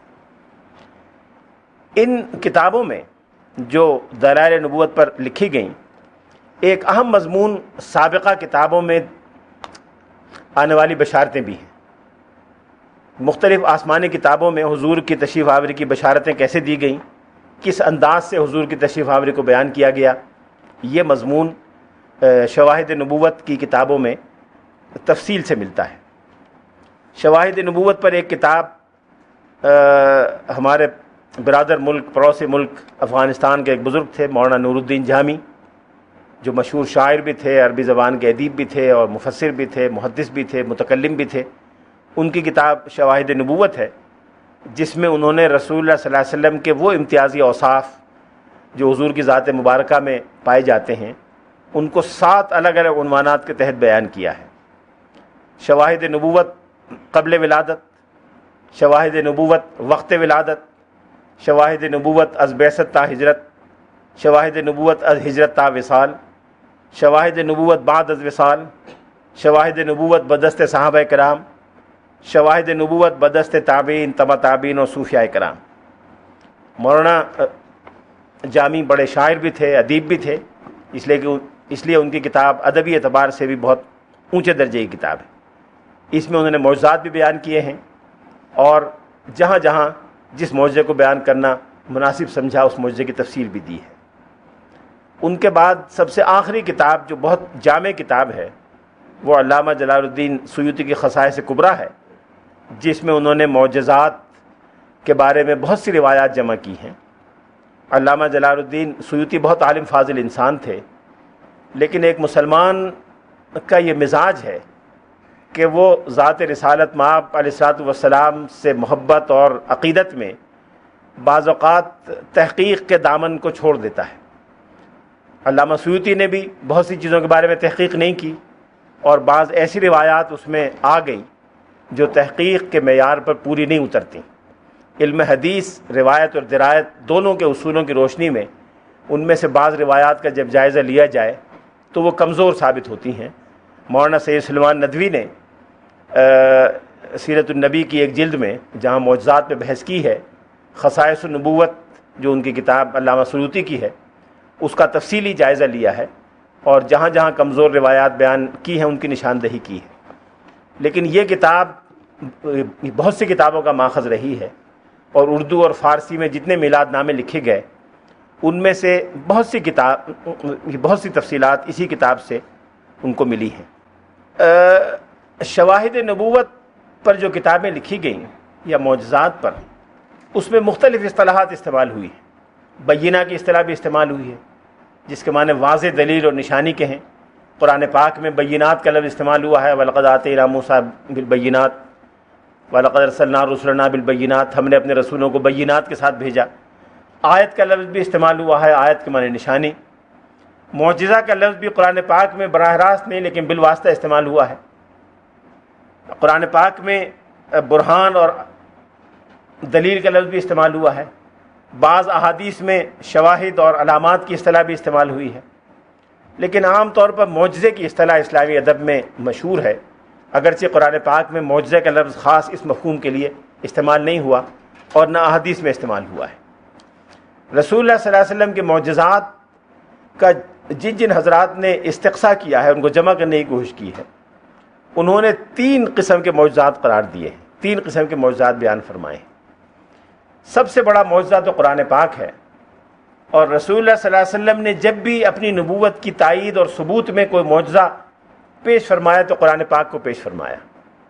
یوں تو معجزے بہت سے سرزد ہوئے، جن میں سے بعض کی میں ابھی مثالیں بھی دیتا ہوں، لیکن ان میں سے کسی معجزے کو حضور نے کسی چیلنج کے جواب میں پیش نہیں کیا۔ جب کوئی چیلنج کسی طرف سے دیا گیا اور نشانی آپ کی نبوت کے ثبوت کی مانگی گئی تو آپ نے قرآن پاک کو اس کے ثبوت میں پیش کیا۔ ایک جگہ کفار مکہ کا اعتراض نقل ہوا ہے، جس میں کہا گیا ہے وَقَالُوا لَوْلَا أُنزِلَ عَلَيْهِ آيَاتٌ مِّن رَّبِّهِ، یہ لوگ کہتے ہیں کہ ان پر ان کے پروردگار کی طرف سے نشانیاں کیوں نازل نہیں کی گئیں۔ اس کا جواب حضور نے دیا کہ اولم یکفیہم انا انزلنا علیک الکتاب یتلی علیہم، کیا ان کے لیے بطور نشانی کے یہ کافی نہیں کہ یہ قرآن کی آیات تلاوت کی جا رہی ہیں؟ گویا قرآن کی آیات کو، قرآن مجید کو حضور نے اپنی نبوت کے ثبوت اور معجزے کے طور پر ہمیشہ پیش کیا۔ قرآن مجید کس اعتبار سے معجزہ ہے، اس کے اعجاز کے پہلو کیا کیا ہیں، اس پر 1400 سال سے لوگ غور کرتے چلے آ رہے ہیں، اور اس کے اعجاز کے نئے نئے پہلو بیان کرتے چلے آ رہے ہیں۔ یہ بات علوم قرآن سے تعلق رکھتی ہے، اس لیے میں اس کی تفصیل میں نہیں جانا چاہوں گا۔ دوسری چیز جو رسول اللہ صلی اللہ علیہ وسلم کے معجزات میں بڑی نمایاں ہے اور خود قرآن پاک میں بیان ہوئی ہے، وہ حضور کا اسراء کا معجزہ ہے، معجزہ معراج یا اسراء، جس کا مختصر اشارہ میں پہلے بھی کر چکا ہوں۔ قرآن پاک میں جس انداز سے یہ آیت نازل ہوئی ہے اور جس زور بیان اور عالی شان آغاز اس کا ہوا ہے، اس سے خود بخود یہ بات واضح ہو جاتی ہے کہ کوئی بہت غیر معمولی بات بیان فرمائی جا رہی ہے۔ پاک ہے وہ ذات جو اپنے بندے کو راتوں رات مسجد حرام سے مسجد اقصیٰ تک لے گئی تاکہ ہم اپنی بڑی بڑی نشانیاں ان کو دکھائیں۔ لِنُرِيَهُ مِنْ آيَاتِنَا الْكُبْرَى، بڑی بڑی نشانیاں دکھائے جانا اور راتوں رات بندے کو مسجد اقصیٰ سے، مسجد حرام سے مسجد اقصیٰ تک لے جانا، اور وہ ذات جس کے بارے میں آغاز کیا گیا کہ وہ انتہائی پاکیزہ اور برتر ذات ہے، یہ خود اس بات کی دلیل ہے کہ یہ کوئی خواب یا منام کی چیز نہیں تھی، بلکہ ایک ایسی غیر معمولی چیز تھی جو دوسرے انسانوں کو پیش نہیں آئی۔ اگر یہ محض خواب ہوتا تو کفار مکہ کی طرف سے اس کی تردید کی کوئی بنیاد نہیں تھی۔ خواب ہر شخص دیکھتا ہے اور کوئی کسی کی تردید نہیں کرتا کہ خواب میں فلاں چیز نہیں دیکھی، فلاں چیز نہیں دیکھی۔ صحابہ کرام میں سے جنہوں نے سب سے پہلے تصدیق کی، اس کی بنیاد پر ان کو صدیق کا لقب دیا گیا۔ خواب کی تصدیق پر صدیق کا لقب دیے جانے کا کوئی مفہوم نہیں بنتا جب تک کوئی ایسی چیز نہ ہو جس کی تصدیق عام انسان نہ کرتے ہوں، اور خالص پختہ ایمان اور پختہ عقل کی بنیاد پر جس کی تصدیق کی جا سکتی ہو۔ اسراء اور معراج کے علاوہ ایک اور معجزے کا ذکر قرآن پاک میں آیا ہے، وہ شق قمر کا معجزہ ہے، اقتربت الساعۃ وانشق القمر۔ ان کے علاوہ جتنے معجزات آئے ہیں وہ اکثر و بیشتر کتب حدیث میں ہیں، جن میں بڑی تعداد میں کتب صحاح، صحیح بخاری، صحیح مسلم، ترمذی اور سنن نسائی میں وہ بیان ہوئے۔ ان معجزات کی تعداد کیا ہے، ان کی تفصیلات کیا ہیں، ان میں سے بعض بطور مثال کے میں عرض کرتا ہوں۔ لیکن اس سے پہلے ایک بنیادی سوال جو متکلمین نے اٹھایا اور جو بڑا اہم سوال ہے، وہ یہ ہے کہ معجزے کا مقصد کیا ہے۔ اگر معجزے کا مقصد یہ ہے کہ نبوت کی تائید اور نبوت کا ثبوت اس سے ہوتا ہے، تو تاریخی طور پر پتہ چلتا ہے کہ معجزے دیکھنے کے باوجود بہت سے لوگ ایمان نہیں لائے، اور بہت سے ایسے لوگ تھے جو معجزہ دیکھے بغیر ایمان لے آئے۔ حضرت خدیجہ الکبریٰ رضی اللہ تعالیٰ عنہا کو حضور نے کوئی معجزہ نہیں دکھایا۔ جب پہلی مرتبہ آ کے بیان کیا کہ یہ تجربہ مجھے ہوا ہے، انہوں نے فوراً آپ کی نبوت اور صداقت پر یقین لانے کا اعلان کر دیا۔ حضرت ابوبکر صدیق کے بارے میں خود حضور نے فرمایا کہ جس شخص کو بھی میں نے دین کی طرف بلایا اس نے کوئی نہ کوئی تعامل ضرور کیا، سوائے ابوبکر کے، جیسی میں نے ان سے کہا انہوں نے فوراً تسلیم کر لیا۔ بڑے بڑے صحابہ کرام میں سے شاید کسی نے بھی کوئی ثبوت یا معجزہ طلب نہیں کیا۔ جو لوگ معجزے طلب کرتے تھے، جن کو معجزے دکھائے بھی گئے، ان میں سے شاذ و نادر ہی کوئی مسلمان ہوا ہو۔ ابو لہب اور ابو جہل اور عبداللہ ابن ابی اور فلاں فلاں بڑے بڑے سرداران۔ اس لیے معجزے کے حوالے سے تین نوعیت کے انسانوں کا متکلمین نے تذکرہ کیا ہے۔ کچھ انسان تو وہ ہوتے ہیں کہ جو ہر نبی کے ساتھ سابقون اولون میں شمار ہوتے ہیں، جو اللہ تعالیٰ کی طرف سے ایک سعید روح لے کر آتے ہیں، جو ایک طبع سلیم لے کے آتے ہیں، جن کی عقل سلیم ہوتی ہے، اور وہ نبی کی شخصیت اور کردار کو ہی اصل معجزہ سمجھتے ہیں۔ ان میں یہ صلاحیت ہوتی ہے کہ نبی کے اعلیٰ مقام و مرتبے کا اندازہ کر سکیں، اس کے کردار اور شخصیت کی بنیاد پر یہ فیصلہ کر سکیں کہ یہ شخص غلط بیانی نہیں کر سکتا، اور جو دعویٰ اس نے کیا ہے وہ مبنی بر صداقت اور مبنی بر حق ہے۔ اس لیے وہ جیسے ہی یہ سنتے ہیں تو دعوت کو قبول کر لیتے ہیں۔ دوسرے وہ لوگ ہیں کہ جو اندر سے ایک نفرت اور دشمنی کا رویہ رکھتے ہیں، اور چاہے ان کو ہزار معجزے دکھائے جائیں وہ کبھی بھی نبوت کی صداقت پر ایمان نہیں لاتے، کسی تعصب کی وجہ سے، ذاتی مفاد کی وجہ سے، دشمنی کی وجہ سے، کسی وجہ سے ان کے لیے معجزے کا ہونا نہ ہونا بیکار ہے۔ لیکن ان دونوں کے علاوہ ایک طبقہ ایسا ہوتا ہے انسانوں کا، جس کی خاصی بڑی تعداد ہوتی ہے، جو متردد ہوتا ہے، متامل ہوتا ہے، اور معجزہ دیکھنے کے بعد جو پردہ ہلکا سا اس کی آنکھ پہ پڑا ہوتا ہے وہ اٹھ جاتا ہے، اور وہ نبوت کی صداقت پر ایمان لے آتا ہے۔ یا وہ لوگ جو اسلام پہلے لا چکے ہیں، اسلام میں داخل ہو چکے ہیں، لیکن کسی ایمان کی کمزوری کی وجہ سے حد پر ہوتے ہیں، پیریفری پر ہوتے ہیں، وہ معجزہ دیکھتے ہیں تو ان کے ایمان میں پختگی آ جاتی ہے، اور وہ گمراہ ہونے سے یا کسی شک میں مبتلا ہونے سے بچ جاتے ہیں۔ اس لیے نبوت کے اصل معجزے کے اصل مخاطبین اور مشاہدین یہ تیسرے طبقے کے لوگ ہیں کہ جو ایمان کی کمزوری کا علاج معجزے سے حاصل کر لیتے ہیں، یا ایک ہلکا سا پردہ پڑا ہوتا ہے ان کی عقل اور شعور پر، اور معجزہ دیکھنے کے بعد وہ اٹھ جاتا ہے۔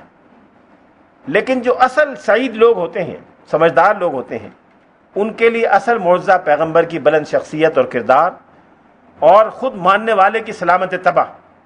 انسان اگر سلیم الطبع ہو تو اس کے اندر سے روح اور قلب گواہی دیتے ہیں کہ کون سچا ہے کون جھوٹا ہے۔ ہر انسان ماں کو ماں مانتا ہے، باپ کو باپ مانتا ہے۔ یہ تو ڈی این اے ٹیسٹ وغیرہ تو اب ہونے لگے ہیں، وہ بھی ہر ایک کے پاس نہیں ہوتے، لیکن اندر سے اس کی روح اور اس کا دل گواہی دیتا ہے کہ یہ میرے ماں باپ ہیں، اور ان کو ماں باپ مانتا ہے۔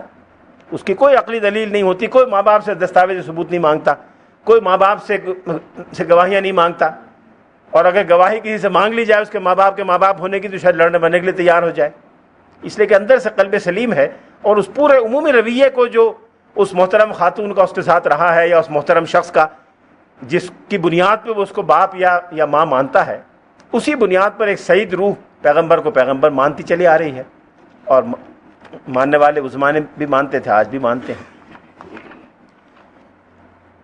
اسی لیے انبیاء علیہ السلام نے سب سے پہلے اپنی شخصیت اور کردار کو نبوت کی دلیل کے طور پر پیش کیا۔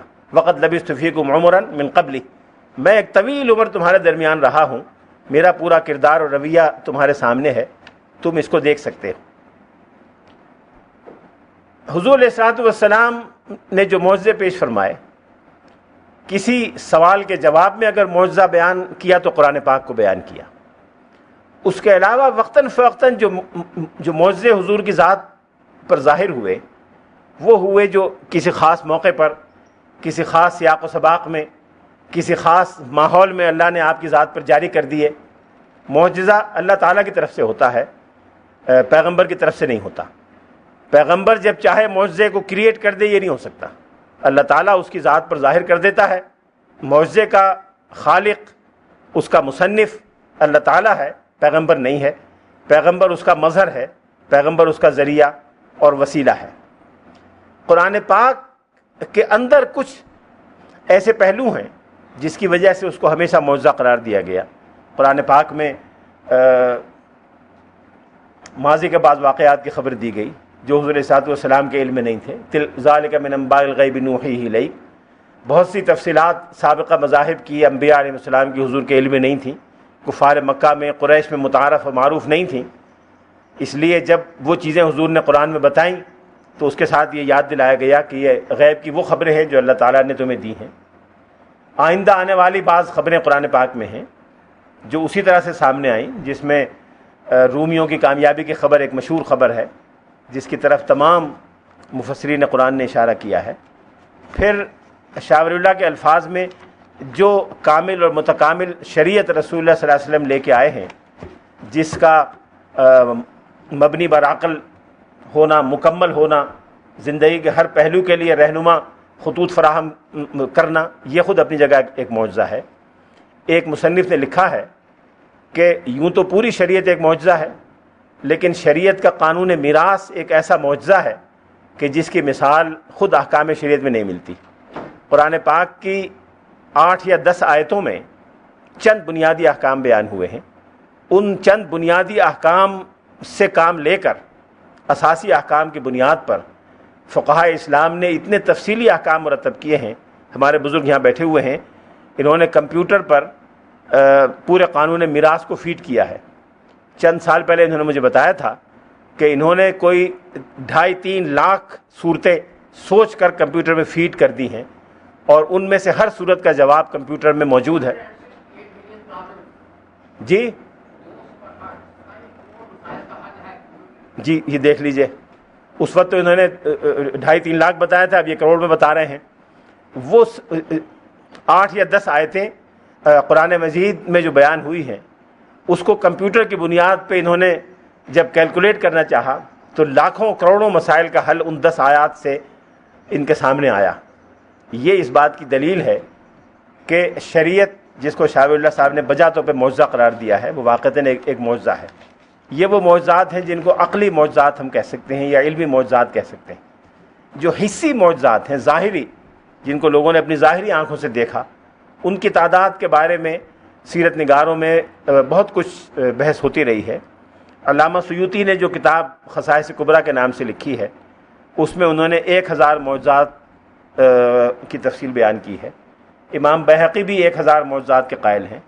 امام نووی نے معجزات کی تعداد 1200 قرار دی ہے۔ بعض اور سیرت نگاروں نے 3000، کسی نے 3500 کی تعداد بتائی ہے۔ یہ وہ معجزات ہیں جو مختلف واقعات اور احادیث میں بیان ہوئے ہیں۔ ان میں بعض واقعات ایسے بھی ہیں جس کے معجزہ ہونے یا نہ ہونے میں علماء سیرت کا اختلاف ہے۔ ایک واقعہ خاص انداز سے پیش آیا، کسی شخص نے اس کو ایک نظر سے دیکھا تو اس کو معجزہ سمجھا، دوسرے سیرت نگار نے اور نقطہ نظر سے دیکھا تو اس کو عام واقعہ سمجھا، معجزہ قرار نہیں دیا۔ اس اعتبار سے بھی تعداد میں فرق ہو سکتا ہے۔ ان میں سے چند معجزات کی مثالیں میں آپ کے سامنے رکھتا ہوں آئندہ 15-20 منٹ میں۔ حضور علیہ الصلوۃ والسلام کا ایک بڑا معجزہ جس کو صحابہ کرام نے محسوس کیا اور مختلف احادیث میں سامنے آیا، وہ حضور علیہ الصلوۃ والسلام کا مستجاب الدعا ہونا تھا، کہ حضور جو دعا کرتے تھے وہ پوری اسی کی طرح ہو جایا کرتی تھی۔ یہ بات نہ صرف صحابہ کرام کے علم میں تھی بلکہ مخالفین کے علم میں بھی تھی۔ مخالفین میں عتبہ ابن ولید جو بڑا مشہور سردار قریش تھا، وہ ایک مرتبہ رسول اللہ صلی اللہ علیہ وسلم سے بات کرنے آیا کفار مکہ کی طرف سے، اور حضور سے کوئی معاملہ کرنا چاہتا تھا۔ وہ اپنی پوری بات اس نے کہی تو حضور نے اس سے کہا کہ چچا آپ کو جو کہنا تھا آپ کہہ چکے؟ کہا جی میں کہہ چکا۔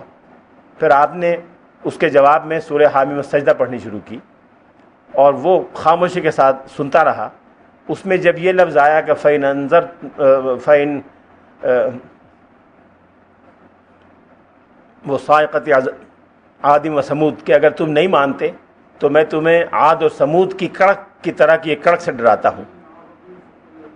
فَإِنْ أَعْرَضُوا فَقُلْ أَنذَرْتُكُمْ صَاعِقَةً مِثْلَ صَاعِقَةِ عَادٍ وَثَمُودَ، اگر یہ لوگ ماننے سے انکار کریں تو تم یہ کہہ دو کہ میں تمہیں اسی طرح کی کڑک سے ڈراتا ہوں جیسے عاد و سمود پر نازل ہوئی تھی۔ تو عتبہ نے حضور کے منہ پر ہاتھ رکھ دیا اور کہا کہ بھتیجے ایسا نہ کہو، تم جو کہتے ہو وہ ہو جاتا ہے، اپنی قوم کا برا نہ چاہو۔ یہ بات کفار مکہ کو بھی معلوم تھی کہ حضور پر مستجاب الدعوات ہیں اور جو دعا حضور کی زبان سے نکلتی ہے وہ پوری ہو جاتی ہے۔ اس کی درجنوں مثالیں سیرت کے عام ادب میں موجود ہیں، احادیث کی کتب میں موجود ہیں۔ رسول اللہ صلی اللہ علیہ وسلم نے جب مختلف حکمرانوں کو نامہ مبارک بھیجے، تبلیغی خطوط بھیجے، کسی نے مثبت جواب دیا، کسی نے احترام کے ساتھ اس کو وصول کیا، کسی نے جواباً احترام کا خط لکھا۔ زیادہ بدبخت جو شخص تھا وہ ایران کا حکمراں شہنشاہ ایران کسریٰ تھا، خسرو پرویز تھا، جس نے رسول اللہ صلی اللہ علیہ وسلم کے نام مبارک کو پھاڑ کے پھینک دیا اور ان صحابی کو غصے سے اپنے دربار سے نکال دیا جو خط لے کے گئے تھے۔ انہوں نے آ کے جواب دیا کہ میں نے خط دے دیا تھا، اس نے مزقہ، اس نے آپ کے نام مبارک کو ٹکڑے ٹکڑے کر کے پھینک دیا۔ آپ نے فرمایا اللہم ممزقہ کل ممزق، اے اللہ اس کے اسی طرح ٹکڑے ٹکڑے کر دے جیسے اس نے یعنی میرے خط کے ٹکڑے ٹکڑے کیے۔ یہ بات حضور نے سن 6 ہجری کی اخیر میں فرمائی تھی، اور حضور کی وفات مبارکہ سے پہلے ہی اس کو اس کے بیٹے نے قتل کر دیا۔ بیٹے کو پھر اور لوگوں نے قتل کر دیا، پھر بیٹی کو تخت پر بٹھایا، پھر بیٹی کو بھی حضور کے تشریف لے جانے سے دنیا سے کئی حکمراں پے در پے اس کے تخت پر آ چکے تھے، اور حضور کے جانشینوں نے حضور کے وفات کے 10 سال کے اندر اندر اس کی سلطنت کو ختم کر دیا اور وہ اسلام کا حصہ بن گئی۔ حضرت عبد الرحمن بن عوف جب ہجرت کر کے آئے تو اپنا سارا سامان مدینہ مکہ مکرمہ میں چھوڑ آئے تھے، اور مدینہ آئے تو تنہا آئے تھے، ان کے پاس کچھ نہیں تھا۔ ان کو حضور نے ایک انصاری کے بھائی بنا دیا۔ انصاری نے ان سے کہا کہ آپ میری آدھی زمین، آدھا گھر، آپ ہر چیز لے لیں، میری 2 بیویاں ہیں، میں جس کو آپ کہیں میں ایک کو طلاق دے دوں، جب اس کی عدت پوری ہو جائے تو آپ نکاح کر لیں، میں وہ بھی شیئر کرنے کو تیار۔ انہوں نے کہا نہیں مجھے کچھ نہیں چاہیے، آپ مجھے صرف بازار کا راستہ بتا دیں کہ بازار کہاں ہے۔ حضور سے جا کے کہا کہ میں کاروبار اور تجارت کرنا چاہتا ہوں۔ آپ نے فرمایا اے اللہ عبد الرحمن بن عوف کی تجارت میں برکت عطا فرما۔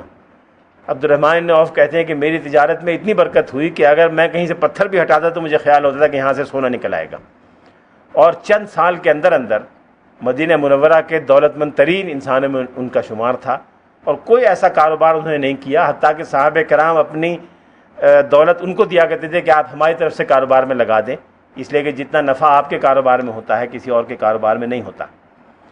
عبداللہ ابن عباس جب اسلام قبول کر کے حضور کے پاس آئے تو ان کی عمر 13 سال تھی، 3 سال حضور کی میت میں رہے، 16 سال کے تھے جب حضور دنیا سے تشریف لے گئے۔ ان کو حضور نے دعا فرمائی تھی کہ اللہم علمہ التأویل، اے اللہ انہیں قرآن کا علم سکھا، اور فقہہ فی الدین، ان کو دین میں سمجھ عطا فرما۔ صحابہ کرام میں عبداللہ ابن عباس کو یہ حیثیت حاصل ہوئی کہ خود بڑے بڑے صحابہ کرام ان سے رہنمائی لیا کرتے تھے اور مشورہ لیا کرتے تھے۔ آج حدیث اور تفسیر اور فقہ اور سیرت اور کلام اور عقیدہ، عربی ادب، عربی زبان کی نزاکتیں، اس زمانے کے علوم و فنون میں کوئی فرق ایسا نہیں ہے جس میں عبداللہ ابن عباس سند کی حیثیت نہ رکھتے ہوں، اور عبداللہ ابن عباس کے اقوال و ارشادات اس زمانے کے علوم و فنون کی ہر کتاب میں موجود نہ ہوں۔ ایک صحابی نے آ کے شکایت کی کہ یا رسول اللہ مدینہ منورہ میں بارش نہیں ہوئی اور ہمارے سارے کھیت اور باغات سوکھ رہے ہیں، مدینہ بارانی علاقہ ہے، وہاں کوئی دریا نہیں ہے، دو ایک برساتی نالے ہیں، جب بارش ہوتی ہے تم میں پانی آتا ہے ورنہ پانی نہیں آتا، سارا دار و مدار ایک دو کنوؤں پر ہے، اور کچھ بارش پر ہوا کرتا تھا تو بارش نہیں ہوئی۔ تو حضور خطبہ ارشاد فرمایا تو اس نے خطبے کے دوران ہی دعا کی۔ صحابہ کہتے ہیں مدینے کے آس پاس بھی کوئی امکان نہیں تھا کسی بادل کا، حضور نے دعا ختم نہیں کی تھی کہ بادل آ گئے اور اتنی کثرت سے برسنے شروع ہوئے کہ ابھی نماز پڑھ کے لوگ نکلے نہیں تھے کہ مدینہ سارا جل تھل ہو گیا۔ تو انہی صحابی نے کھڑے ہو کے کہا کہ یا رسول اللہ اتنی بارش میں تو ہمارے درخت ضائع ہو جائیں گے۔ تو آپ نے فرمایا اللہم حوالینا لا علینا، اے اللہ ہمارے چاروں طرف برسا، ہمارے اوپر نہ برسا۔ وہ کہتے ہیں ہم نے باہر نکل کے دیکھا تو بادل ایسے چھٹ گیا، مدینے کے اوپر آسمان نکل آیا، بادل چاروں طرف ہو گیا، چاروں طرف پہاڑوں پہ بارش ہو رہی تھی، برساتی نالوں میں پانی بہہ رہا تھا، اور درختوں کے اوپر کھیتیوں کے اوپر جو بارش ہو رہی تھی وہ بند ہو گئی۔ حضور صلی اللہ علیہ وسلم کی زبان مبارک سے بہت سی پیشن گوئیاں بھی جاری ہوئیں۔ ان پیشن گوئیوں میں سے قرآن پاک میں سورہ روم کی پیشن گوئی وہ تو الگ ہے، لیکن جس زمانے میں حضور نے یہ پیشن گوئی فرمائی تھی اس زمانے میں مسلمان مدینے میں بھی محفوظ نہیں تھے۔ خود منافقین نے طعنہ دیا تھا کہ اپنے گھر جا نہیں سکتے، بیت الخلاء جاتے ہیں تو ڈر لگتا ہے، اتنی بدامنی ہے، اپنے گھر میں محفوظ نہیں ہے۔ اور آپ نے پیشن گوئی فرمائی تھی، مسند امام احمد میں ہے کہ لتفتتحن مدینۃ قیصر، کہ تم قیصر کے دارالحکومت کو فتح کرو گے، فلنعم الامیر امیرها ولنعم الجیش ذلک الجیش، وہ سردار کتنا ہی اچھا ہوگا جو اس کو فتح کرے گا، اور وہ لشکر کتنا اچھا ہوگا جو وہاں فتح کرنے کے لیے جائے گا۔ یہ 1452 میں 1453 میں استنبول فتح ہوا سلطان محمد فاتح کے ہاتھوں، اور مجھے نہیں پتا سلطان محمد فاتح کی اس وقت کیفیت کیا ہوگی جب اس کو یہ بتایا ہوگا کہ حضور نے تمہیں بہترین امیر قرار دیا تھا اور تمہارے لشکر کو بہترین لشکر قرار دیا تھا۔ جب سلطان محمد فاتح سے یہ کہا گیا کہ آپ وہ بہترین امیر ہیں جس کی بشارت حضور نے دی تھی، تو اس نے کہا کہ نہیں، میں وہ بہترین امیر نہیں ہوں، بہترین امیر حضرت ابو ایوب انصاری ہیں جو پہلے یہاں تشریف لائے تھے، جن کا مزار یہاں ہے، اور اس نے ان کے مزار مبارک پر حاضری دی پہلی مرتبہ جا کر، اور ان کو فاتح استنبول قرار دیا، اور آج تک ان کے جس علاقے میں ان کا مزار ہے اس کو استنبول میں فاتح کہتے ہیں، اسی ایریا کا نام ہے فاتح جہاں حضرت ابو ایوب انصاری کا مزار ہے، اور ان کو استنبول میں سلطان ایوب کہتے ہیں۔ انہوں نے کہا اصل حکمراں، اصل بادشاہ تو یہ ہیں جنہوں نے استنبول فتح کیا تھا، وہ سلطان ایوب کہلاتے ہیں، اور ان کا علاقہ فاتح کہلاتا ہے۔ ایک جدید سیرت نگار نے بہت اچھا لکھا ہے، اس نے کہا کہ رسول اللہ صلی اللہ علیہ وسلم کی نبوت کی گواہی جمادات نے بھی دی، نباتات نے بھی دی، حیوانات نے بھی دی، کائنات نے بھی دی، سیارگان فلک نے بھی دی، اور پھر ایک ایک کر کے معجزات کو ان عنوانات کے تحت اس نے تقسیم کیا ہے۔ صحیح بخاری کی روایت ہے کہ رسول اللہ صلی اللہ علیہ وسلم حضرت علی کے ساتھ تشریف لے جا رہے تھے، تو حضرت علی نے کسی واقعے کو بیان کیا کہ وہ فلاں چٹان کے قریب یہ بات ہوئی۔ آپ نے کہا ہاں میں اس چٹان کو پہچانتا ہوں، نبوت سے پہلے وہ مجھے سلام کیا کرتا تھا، مجھے آواز آیا کرتی تھی اس سے، السلام علیکم یا محمد۔ یہ صحیح بخاری میں ہے اور بھی کئی جگہ ہے۔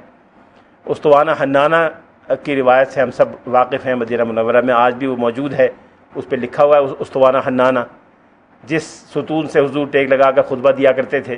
جب ممبر بن گیا اور حضور ممبر پر تشریف فرما ہوئے تو اس ستون سے رونے کی آواز آئی، جیسے کوئی ہچکی لے کے روتا ہے، تو رسول اللہ صلی اللہ علیہ وسلم نے جا کے اس کو تسلی دی، اور اس کے بعد وہ اس طرح خاموش ہوا جیسے بچے کوئی ہچکی لے کے رو رہا ہو، اور بچے کی پشت پہ ہاتھ رکھا جائے، سر پہ ہاتھ رکھا جائے تو وہ جس طرح سے خاموش ہوتا ہے، وہ ستون خاموش ہو گیا۔ ایک مرتبہ رسول اللہ صلی اللہ علیہ وسلم، یہ غالباً ترمذی کی روایت ہے، رسول اللہ صلی اللہ علیہ وسلم جبل احد پہ تشریف فرما تھے، آپ کے ساتھ حضرت ابوبکر صدیق اور حضرت عمر فاروق بھی تھے، اور وہ جگہ بھی میں نے دیکھی ہے، آج بھی موجود ہے۔ ڈاکٹر زما صاحب کی معیت میں مجھے اس جگہ جانے کا موقع ملا تھا، وہ پتھر بھی موجود ہے جس پہ حضور تشریف فرما تھے۔ یہ تینوں صحابہ جہاں بیٹھے ہوئے تھے، دونوں صحابہ اور حضور، تو جبل احد تھوڑا سا ہلا، اور ابھی بھی اس میں زلزلے کے آثار ہیں، جیسے زلزلے میں کوئی چیز ہل کر ٹوٹتی ہے اس طرح کے آثار معلوم ہوتے ہیں۔ زلزلے سے وہ ہلا تو آپ نے قدم مبارک ایسے زمین پہ مار کے کہا کہ ٹھہر جا، تجھ پر ایک نبی ہے، ایک صدیق ہے اور ایک شہید ہے۔ یہ حضرت عمر فاروق کی شہادت کی خبر بھی ہے، پھر وہ ٹھہر گیا اور حضور وہاں تشریف فرما رہے۔ ترمذی کی روایت ہے کہ رسول اللہ صلی اللہ علیہ وسلم کسی سفر سے واپس آ رہے تھے، راستے میں کوئی بدو ملا، اس بدو کو حضور نے دعوت دی اسلام کی۔ اس نے کہا کہ آپ کوئی ثبوت دے سکتے ہیں؟ آپ نے فرمایا کیا ثبوت مانگتے ہیں؟ اس نے کہا کہ یہ درخت آپ کی گواہی دے سکتا ہے؟ انہوں نے کہا دے سکتا ہے، ادھر آؤ۔ درخت کو آواز دی، درخت نے حرکت کی، وہ قریب آیا۔ آپ نے کہا اللہ کے حضور سجدہ ریز ہو جاؤ، درخت سجدہ ریز ہو گیا۔ پھر آپ نے کہا واپس چلے جاؤ، واپس چلا گیا، بدوی اسلام لے آیا۔ امام ترمذی نے اس کو حدیث حسن قرار دیا ہے اور اس کو مستند سمجھا ہے۔ ابو طلحہ انصاری کے پاس ایک گھوڑا تھا جو بہت اذکار رفتہ تھا، اس کو نہ وہ بیچ سکتے تھے، کوئی خریدتا نہیں تھا، اور اس کو مار ڈالنے کو ان کا دل نہیں چاہتا تھا، ایک طرح سے لائبلٹی تھا، سمجھ میں نہیں آتا تھا کہ کیا کریں۔ حضور سے آ کے شکایت کی کہ کس طرح کا معاملہ ہے، بیچتا ہوں تو کوئی خریدتا نہیں ہے، رکھوں تو کھلانا پڑتا ہے، کسی کام کا نہیں۔ آپ نے فرمایا میرے پاس لے کے آنا۔ وہ آپ کے پاس لے آئے، آپ نے لگام ڈلوائی، اس پہ سوار ہو کے کہیں چلے گئے۔ تھوڑی دیر میں واپس آئے تو آپ نے فرمایا ان فرسک لوجدناہ بحرا، تمہارے گھوڑے کو تو ہم نے دریا پایا۔ اس کے بعد وہ مدینہ کے تیز رفتار ترین گھوڑوں میں سے ایک گھوڑا تھا اور اس کا لقب ہی بحر ہو گیا تھا، وہ دریا تھا۔ ایسی مثالیں کہ حضور علیہ الصلوۃ والسلام کی دعا سے پانی کی کثرت ہو گئی، مردے کنویں سے پانی نکل آیا، تھوڑا پانی ہزاروں آدمیوں کے لیے کافی ہو گیا۔ یہ درجنوں واقعات ہیں اور بہت سے غزوات میں ایسا ہوا ہے، بارہا ایسا ہوا۔ ابو قتادہ ابن نعمان جن کے پوتے ایک سیرت نگار تھے، پڑ پوتے، ان کا واقعہ میں بیان کر چکا ہوں۔ غزوہ احد میں ان کی آنکھ پہ تیر لگا، وہ لٹک گئی، حضور کو آگے دکھایا، آنکھ لٹکی ہوئی تھی، حضور نے دست مبارک سے اپنی جگہ رکھ دی اور کہا کہ ٹھیک ہو جائے گی۔ وہ ان کی تیز ترین آنکھ تھی اور اتنی صحت مند تھی کہ دوسری آنکھ کو شکایت ہوتی رہی، بیماری آتی رہی، اس آنکھ میں کبھی کوئی بیماری نہیں آئی۔ حضرت ابو ہریرہ کا حضور نے ایک توشہ دان دیا تھا، کہا تھا اللہ تعالیٰ اس میں برکت دے گا، اس کو اپنے پاس رکھنا۔ ان کی جیب میں ان کے ساتھ وہ توشہ دان رہتا تھا، اس میں کھجوریں تھیں، نکال نکال کے کھاتے رہتے تھے۔ حضور کے پوری زندگی کھاتے رہے، حضرت ابوبکر صدیق کی پوری زندگی کھاتے رہے، حضرت عمر فاروق کے 10.5 سال کھاتے رہے، حضرت عثمان غنی کے 12.5 سال کھاتے رہے۔ انہوں نے اس میں سے جب ضرورت پڑتی تھی نکال کے کھایا کرتے تھے۔ جس دن حضرت عثمان کی شہادت ہوئی، افراتفری ہوئی، تو ان کا وہ توشہ دان گم ہو گیا۔ ان کا ایک شعر ہے کہ لوگوں کو تو ایک غم ہے، مجھے 2 غم ہے۔ لوگوں کا غم یہ ہے کہ عثمان شہید ہو گئے، میرا غم یہ ہے کہ میرا توشہ دان بھی گم ہو گیا۔ اصحاب صفہ جن کی تعداد 70-80 کے قریب ہوا کرتی تھی، جی جن کی تعداد 70-80 کے قریب تھی، اکثر بیشتر ان کے پاس کوئی اپنے وسائل نہیں ہوتے تھے، صحابہ کرام ان کو لے جایا کرتے تھے، کوئی کسی صحابی کو، کوئی کسی صحابی کو۔ ایک مرتبہ کئی دن کا وقت ہو گیا، کوئی ایسا بندوبست نہیں ہو سکا، اصحاب صفہ ضرورت مند تھے، خود رسول اللہ صلی اللہ علیہ وسلم بھی ضرورت مند تھے، اور آپ کے گھر میں بھی کوئی کئی روز سے کھانے کا بندوبست نہیں تھا۔ اتفاق سے ایک صحابی دودھ کا ایک پیالہ لے کے آئے، حضرت ابو ہریرہ اس وقت وہاں موجود تھے۔ وہ کہتے ہیں میں کئی روز سے فاقے سے تھا اور میں خوش ہوا دیکھ کر کہ یہ دودھ کا پیالہ حضور مجھے بھی دیں گے، تو آپ نے فرمایا کہ اصحاب صفہ کو بلا کے لے آؤ۔ ابو ہریرہ نے کہا مجھے کیا ملے گا؟ اصحاب صفہ کو بلا کے لے آئے، 70 آدمی تھے۔ آپ نے فرمایا ایک کو دو، انہوں نے دیا، اچھی طرح سے پلایا، دوسرے کو دیا، تیسرے کو، 70 کے 70 آدمی سب سیر ہو گئے۔ پھر حضور نے مسکرا کے فرمایا کہ بقیت انا وانتا، اب میں اور تم رہ گئے ہیں۔ ابو ہریرہ سے کہا پیو۔ انہوں نے کہا کہ میں نے خوب اچھی طرح، آپ نے کہا اور پیو اور پیو۔ جب بالکل میں پینے کے قابل نہیں رہا، پھر میں نے کہا میں بالکل نہیں پی سکتا، سیر ہو گیا، تو حضور نے کہا کہ مجھے دے دو، پھر بقیہ حضور نے پی لیا اس کو۔ حضور علیہ الصلوۃ والسلام غزوہ خندق میں تھے۔ ایک صحابی نے شکایت کی کہ یا رسول اللہ بھوک سے میں نے اپنے پیٹ میں پتھر باندھ رکھا ہے، پیٹ اتنا خالی ہے کہ میں سیدھا کھڑا نہیں ہو سکتا، تو چادر میں پتھر لپیٹ کے پیٹ میں باندھ لیا ہے۔ حضور نے بطن مبارک دکھایا، وہاں 2 پتھر بندھے ہوئے تھے۔ یہ منظر دیکھ کر ایک صحابی تھے ابو طلحہ انصاری، حضرت انس کے والد، وہ اپنے گھر گئے جلدی سے، اور ایک چھوٹا بکری کا بچہ تھا، اس کو ذبح کیا اور بیگم سے کہا کہ جلدی سے کھانے کا انتظام کرو، میں رسول اللہ صلی اللہ علیہ وسلم کو لے کے آتا ہوں، یہ میں نے منظر دیکھا ہے۔ حضور سے جا کے کہا کہ آپ میرے ساتھ چلیں، کھانا رات کو میرے ساتھ کھائیں، یا دوپہر کا جو بھی وقت کا تعین غالباً نہیں ہوا۔ حضور نے جتنے بھی لوگ وہاں تھے کہا کہ چلو ابو طلحہ کے یہاں دعوت ہے۔ 80 آدمی حضور کے ساتھ ہو گئے۔ اب ابو طلحہ بہت گھبراہٹ میں گئے، جا کے بیگم سے کہا کہ کھانا تو 3-4 آدمیوں سے زیادہ کا نہیں ہے، حضور کے ساتھ تو 80 آدمی ہیں۔ بیگم نے کہا کہ آپ نے کہہ دیا تھا کہ کتنا بندوبست ہے نا؟ میں نے تو کہہ دیا تھا کہ ایک بکری کا بچہ میں نے ذبح کیا ہے۔ میں کہا جب کہہ دیا تھا تو پھر وہ ذمہ دار ہیں، لائے ہیں تو۔ حضور نے تشریف لانے کے بعد یہ کہا کہ کھانے کو، سالن کو ڈھک دینا، کھولنا مت، اور روٹیاں پکاتی جاؤ اور ایک ایک کر کے دیتی جاؤ۔ جتنے لوگ تھے ان کو بٹھا دیا، 10-10 آدمیوں سے کہا کہ آتے جائیں کھاتے جائیں۔ 10-10 آدمیوں کی ٹیم آتی گئی کھاتی گئی، اور وہ اندر سے انہوں نے کہا ایک اور پکانے والی کو بلا لو، وہ ایک اور پکانے والی آ گئی، 2 خواتین روٹیاں بناتی گئیں، اندر سے اس جو ڈھکا ہوا برتن تھا اس میں سے گوشت نکال کے بھیجتے رہے، اور جب سب 80 آدمی سیراب ہو گئے تو آخر میں رسول اللہ صلی اللہ علیہ وسلم نے اہل خانہ کے ساتھ کھانا کھایا۔ غزوہ خندق کے علاوہ بھی مختلف معجزات، مختلف غزوات میں اس طرح کی مثالیں کثرت سے ہیں، بیان کی جائیں گی تو بات بڑی لمبی ہو جائے گی۔ یہ وہ چند مثالیں ہیں جو سیاہ ستہ کی عام کتابوں میں موجود ہیں۔ ایک اور چیز جو کلامیات سیرت سے تعلق رکھتی ہے، یہ وہ ہے جس کی طرف علامہ شبلی نے اشارہ کیا ہے۔ علامہ شبلی نے ایک جگہ لکھا ہے کہ اگلے زمانے میں سیرت کی ضرورت صرف تاریخ اور واقعہ نگاری کی حیثیت سے تھی، علم کلام سے اسے کوئی تعلق نہیں تھا۔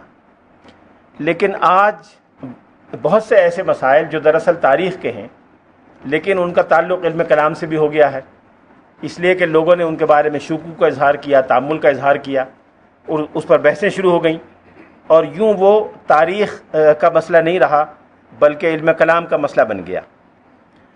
توحید پر تو کم لوگ اعتراض کرتے ہیں، لیکن زیادہ اعتراض حضور صلی اللہ علیہ وسلم کی شخصیت مبارکہ پر، آپ کے اخلاق و عادات پر، آپ کے خاندان پر، اور اس طرح کی چیزوں پر اعتراضات ہیں جس کا جواب مسلمان علماء نے دیا۔ اس جواب پر اعتراضات ہوئے، ان اعتراضات کے الجواب دیے گئے، اور اس طرح سے یہ بحث جاری ہے اور شاید آئندہ بھی جاری رہے گی۔ اس طرح بہت سے ایسے مسائل جو دراصل کلامی مسائل نہیں تھے لیکن اس بحث مباحثے کی وجہ سے وہ کلامی مسائل بن گئے۔ کچھ کلامی مسائل ایسے تھے کہ جو دراصل کلامی نہیں تھے لیکن خود مسلمانوں میں بعض مباحث کی وجہ سے ان کی حیثیت ایک کلامی مسائل کی بن گئی۔ مثلا حضرت ابو طالب اسلام لائے کہ نہیں لائے، یہ ویسے تو ایک تاریخی مسئلہ ہے۔ عبد المطلب جن کا اسلام سے پہلے انتقال ہو گیا، اور حضور کے آباء و اجداد، ان کی حیثیت کیا ہے؟ ویسے تو یہ سوال کسی سے ہمیں نہیں پوچھا جائے گا قیامت میں کہ عبد المطلب اور ہاشم اور عبد مناف کا درجہ کیا تھا، اللہ تعالیٰ بہتر جانتا ہے۔ نبوت سے پہلے یہ حضرات تشریف فرما تھے، اس سے پہلے کس عقیدے پر تھے، کس مذہب پر تھے، ہم نہیں جانتے۔ اللہ تعالیٰ اور ان کا ذاتی معاملہ ہے آپس کا، لیکن بعض لوگوں نے سوال اٹھایا، اس پر بحثیں شروع ہوئیں، اس پر دلائل دونوں طرف سے جوابی اور اس طرح کے آنے شروع ہوئے، اور یوں یہ مسئلہ ایک متنازع مسئلہ بن گیا، کلامیات کا مسئلہ بن گیا۔ حضرت ابو طالب کے بارے میں اس میں فرقہ وارانہ رنگ بھی پیدا ہو گیا۔ مسلمانوں کے ایک گروہ نے اصرار کیا کہ انہوں نے اسلام قبول کیا تھا، دوسرے گروہ نے اصرار کیا کہ انہوں نے اسلام قبول نہیں کیا تھا۔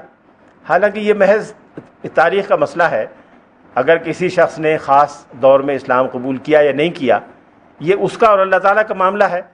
اگر انہوں نے اسلام قبول کر لیا ہو، جیسا کہ ہم سب کا دل چاہتا ہے کہ واقعتاً ایسا ہی ہو، تو میری اور آپ کی دینی ذمہ داریوں پہ کوئی فرق نہیں پڑتا۔ اور اگر خدا نہ خواستہ وہ رائے صحیح ہے کہ جنہوں نے اسلام قبول نہیں کیا تھا، تو بھی ہماری اور آپ کی ذمہ داریاں وہی رہیں گی جو اب ہیں۔ لیکن یہ مسئلہ حساس قرار دے دیا بعض لوگوں نے، اور اس پر بڑی لمبی بحثیں ہو گئیں۔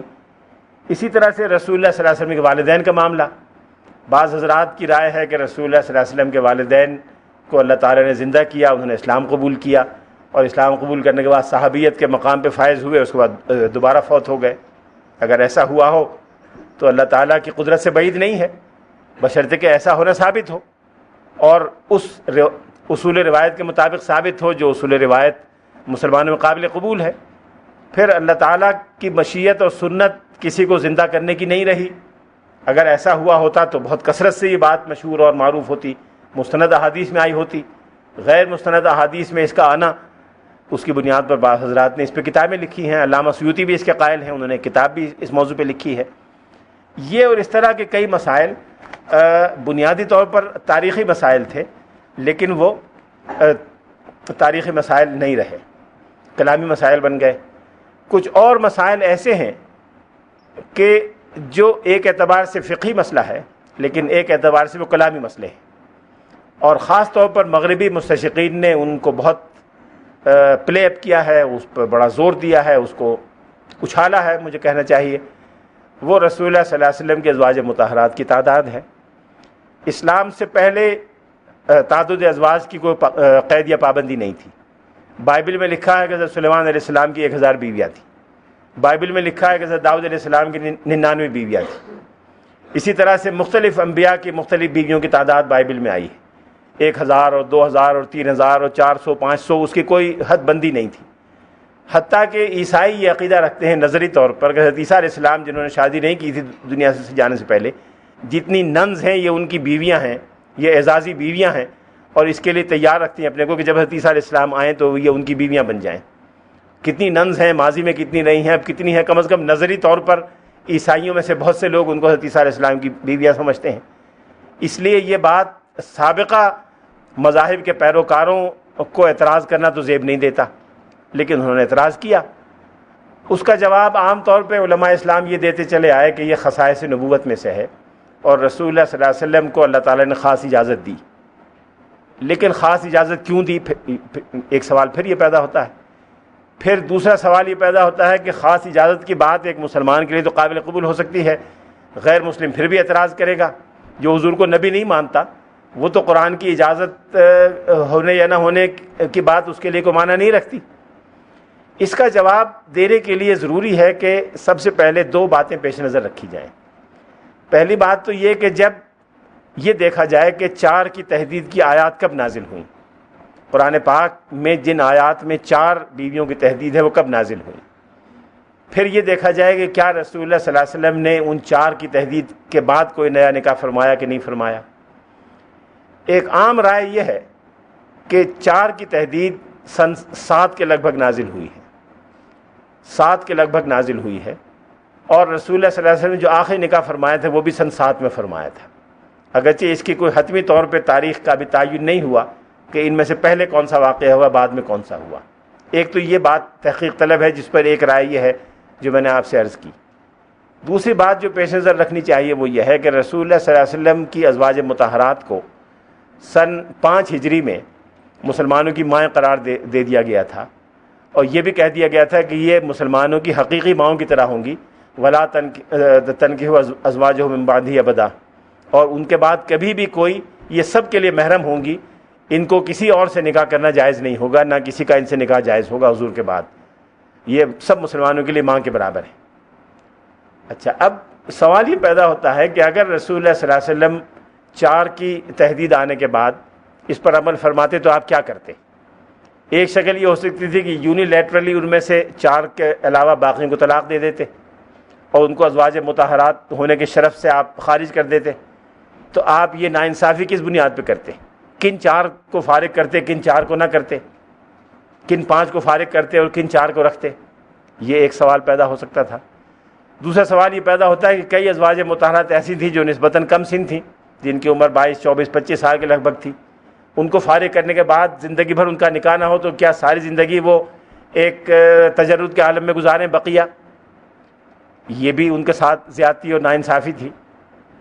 اس لیے قرآن پاک نے ایک درمیانی حل پیش کیا، وہ یہ کیا کہ سورہ احزاب میں ہے کہ تم ان ازواج مطہرات میں سے جس کو چاہو اپنے در دولت میں رکھو، اور جس کو چاہو ترجی منتشا، جس کو چاہو ملتوی رکھو۔ اب اس آیت کی تفسیر میں بہت سی بحثیں متکلمین اسلام نے کی ہیں، لیکن اگر اس کو اس سیاق و سباق میں دیکھا جائے تو بات واضح ہو جاتی ہے کہ رسول اللہ صلی اللہ علیہ وسلم نے 4 ازواج مطہرات کو، ازواج مطہرات کے 2 کیٹیگریز آپ نے بنا دیں، ایک وہ جن کو ایوا کا شرف بخشا، ایک وہ جن کو ارجا کے منظر میں رکھا، منزل میں رکھا، اور ان میں بھی قرآن پاک نے اجازت دی کہ اگر ان میں سے کوئی آپ رد و بدل کرنا چاہیں تو کر سکتے ہیں۔ اس کے بعد فرمایا کہ لا یحل لک النساء من بعد، اس کے بعد آپ کے لیے کسی عورت سے نکاح کرنا جائز نہیں ہے۔ گویا وہ پابندی جو بقیہ لوگوں پر تھی ایک اعتبار سے حضور پر بھی عائد ہو گئی، بقیہ کسی نئی خاتون سے نکاح ناجائز ہو گیا، اور جو 9 ازواج مطہرات اس وقت حیات تھیں ان میں یہ انتظام کر دیا گیا۔ پہلے حضور نے پیشکش کی کہ تم چاہو تو میں تمہیں مال و دولت دے کے فارغ کر دوں، یہ بھی سورہ احزاب میں ہے۔ ظاہر ہے کوئی خاتون اس شرف کو چھوڑنے کے لیے تیار نہیں تھی۔ پھر بعض خواتین نے تجویز کی کہ ہم اپنا حق سرنڈر کرنے کو تیار ہیں، آپ ہمیں اس شرف سے خارج نہ کریں۔ حضرت سودا کا اسم گرامی اس میں آتا ہے۔ تو یہ پھر ایک چیز آئی جو اللہ تعالیٰ کے حکم سے حضور نے کر لی، اس میں 4 حضور کے ساتھ ایوا کے طور پر رہیں، اور 4 کو حضور نے ارجا کی منزل میں رکھا۔ یہ ایک بحث ہے جو بعض حضرات نے کی ہے، اور اس کا تعلق بھی کلامیات سیرت سے، لیکن یہ کوئی قطعی رائے اس پہ دینا بڑا دشوار ہے، اس لیے کہ معاملہ اتنا نازک اور اتنا غیر معمولی محترم شخصیت کا ہے کہ حتمی طور پہ کوئی بات کہنا بڑا مشکل ہے۔ یہ ایک رائے ہے جو بعض حضرات نے دی ہے۔ اسے میں نے اس لیے عرض کی کہ یہ مسائل بھی کلامیات سیرت میں شامل ہیں جن کا تعلق براہ راست سیرت سے ہے۔ ایک اور چھوٹی سی بات کہہ کے میں ختم کر دیتا ہوں، وہ بھی ایک انفرادی رائے ہے، اور وہ رائے حضرت امام جعفر صادق سے منسوب ہے۔ حضرت امام جعفر صادق بہت بڑے فقیہ تھے، اہل بیت سے تعلق رکھتے تھے۔ قرآن پاک میں جو آیا ہے کہ سبحان الذی اسریٰ بعبدہ لیلا من المسجد الحرام الی المسجد الاقصیٰ، مسجد حرام سے مسجد اقصیٰ تک لے گئی۔ مسجد اقصیٰ کے بارے میں سب کا نقطہ نظر صحابہ کے زمانے سے اب تک یہی ہے کہ مسجد اقصیٰ سے بیت المقدس کی مسجد، یروشلم کی مسجد مراد ہے۔ امام جعفر صادق سے یہ بات منسوب ہے کہ اس سے بیت المعمور مراد ہے، 7ویں آسمان والی مسجد۔ جن حضرات نے اس بات کی تائید کی ہے وہ یہ کہتے ہیں کہ شواہد سے اندازہ ہوتا ہے کہ یہ واقعی یہ بات درست ہے، شواہد سے اس کی تائید ہوتی ہے۔ وہ یہ کہتے ہیں کہ قرآن پاک ایک بہت بلیغ اور فصیح کلام ہے، اور کلام بلیغ کا ایک شعبہ یہ بھی ہے کہ اگر 2 بڑے کارنامے ہوں، اس میں چھوٹے کارنامے کا جو تذکرہ ہو، بڑے کارنامے کا تذکرہ نہ ہو، تو یہ بلاغت کے خلاف ہے۔ اللہ تعالیٰ کی قدرت حضور کو رات مکہ مکرمہ سے بیت المقدس لے گئی، یہ بھی بڑا کارنامہ ہے، بڑا معجزہ ہے، لیکن اس سے کہیں بڑا معجزہ یہ ہے کہ روئے زمین سے آسمانوں کی سیر کروائی اور بیت المعمور تک لے جا کے دکھا دیا۔ تو یہ بات سمجھ میں نہیں آتی کہ چھوٹے کارنامے کا اس بڑے معجزے کے ایک نسبتاً چھوٹے پہلو کا تذکرہ تو ہو اور بڑے پہلو کا تذکرہ نہ ہو۔ اس لیے مسجد اقصیٰ سے وہ مسجد مراد ہے جو بیت المعمور کے نام سے مشہور ہے۔ پھر دوسری دلیل وہ یہ دیتے ہیں کہ قرآن پاک میں روم کو ادنی الارض کہا گیا ہے، یعنی قریب کے علاقے میں۔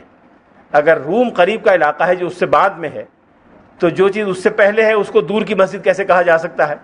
مسجد اقصیٰ دور کی مسجد سے تو وہ مسجد ہوگی جو روم سے بھی دور ہو، روما کو قریب کی سرزمین کہا گیا۔ تیسری بات یہ کہی گئی کہ اس کے بارے میں کہا گیا ہے الذی بارکنا حولہ، کہ جس کے اطراف کو ہم نے بابرکت قرار دیا۔ اس وقت تو وہاں بت پرستوں کا، مشرکین کا قبضہ تھا، انبیاء کی تصویریں لگی ہوئی تھیں، شریعت کی خلاف ورزی ہو رہی تھی۔ تو بارکنا حولہ کی بات جتنی بیت المعمور پہ پوری اترتی ہے اتنی کسی اور چیز پہ پوری نہیں اترتی۔ یہ اور اس طرح کے بعض شواہد بیان کیے ہیں بعض مصنفین نے، جنہوں نے حضرت امام جعفر صادق کی اس رائے کو بیان کیا ہے۔ کلامیات میں ایک اہم مضمون بشائر نبیین بھی ہے۔ مختلف انبیاء علیہ السلام نے حضور کی بشارتیں دی ہیں، مختلف آسمانی کتابوں میں اشارات پائے جاتے ہیں۔ ان اشارات کو بہت سے لوگوں نے الگ کتابوں کی شکل میں جمع کیا ہے، بشائر النبیین کے نام سے الگ کتابیں بھی موجود ہیں، اور تمام سیرت نگاروں نے ان کے حوالے دیے ہیں۔ اردو زبان میں بھی اس موضوع پر کتابیں موجود ہیں۔ کلامیات سیرت پر اردو زبان میں بہت سے مصنفین نے بہت اچھی کتابیں لکھی ہیں۔ غالباً سب سے زیادہ جامع بحث ہمارے بر صغیر کے 2 مصنفین نے کی ہے، مولانا قاضی سلیمان منصور پوری نے رحمۃ اللہ العالمین میں، اور علامہ سید سلیمان ندوی نے سیرت النبی کی 2 جلدوں میں۔ یہ وہ چند چیزیں تھیں جن کا تعلق سیرت اور علم کلام سے تھا۔ یہ علم کلام اور سیرت کے مشترک مضامین ہیں۔ سیرت کو سمجھنے کے لیے یہاں علم کلام کا مطالعہ ضروری ہے، اور علم کلام کے اس پہلو کو سمجھنے کے لیے سیرت کا مطالعہ ضروری ہے۔ اس لیے مناسب میں نے سمجھا کہ یہ چیزیں سیرت پر گفتگو کے اس سلسلے میں پیش کر دی جائیں۔ وآخر دعوانا ان الحمد للہ رب العالمین۔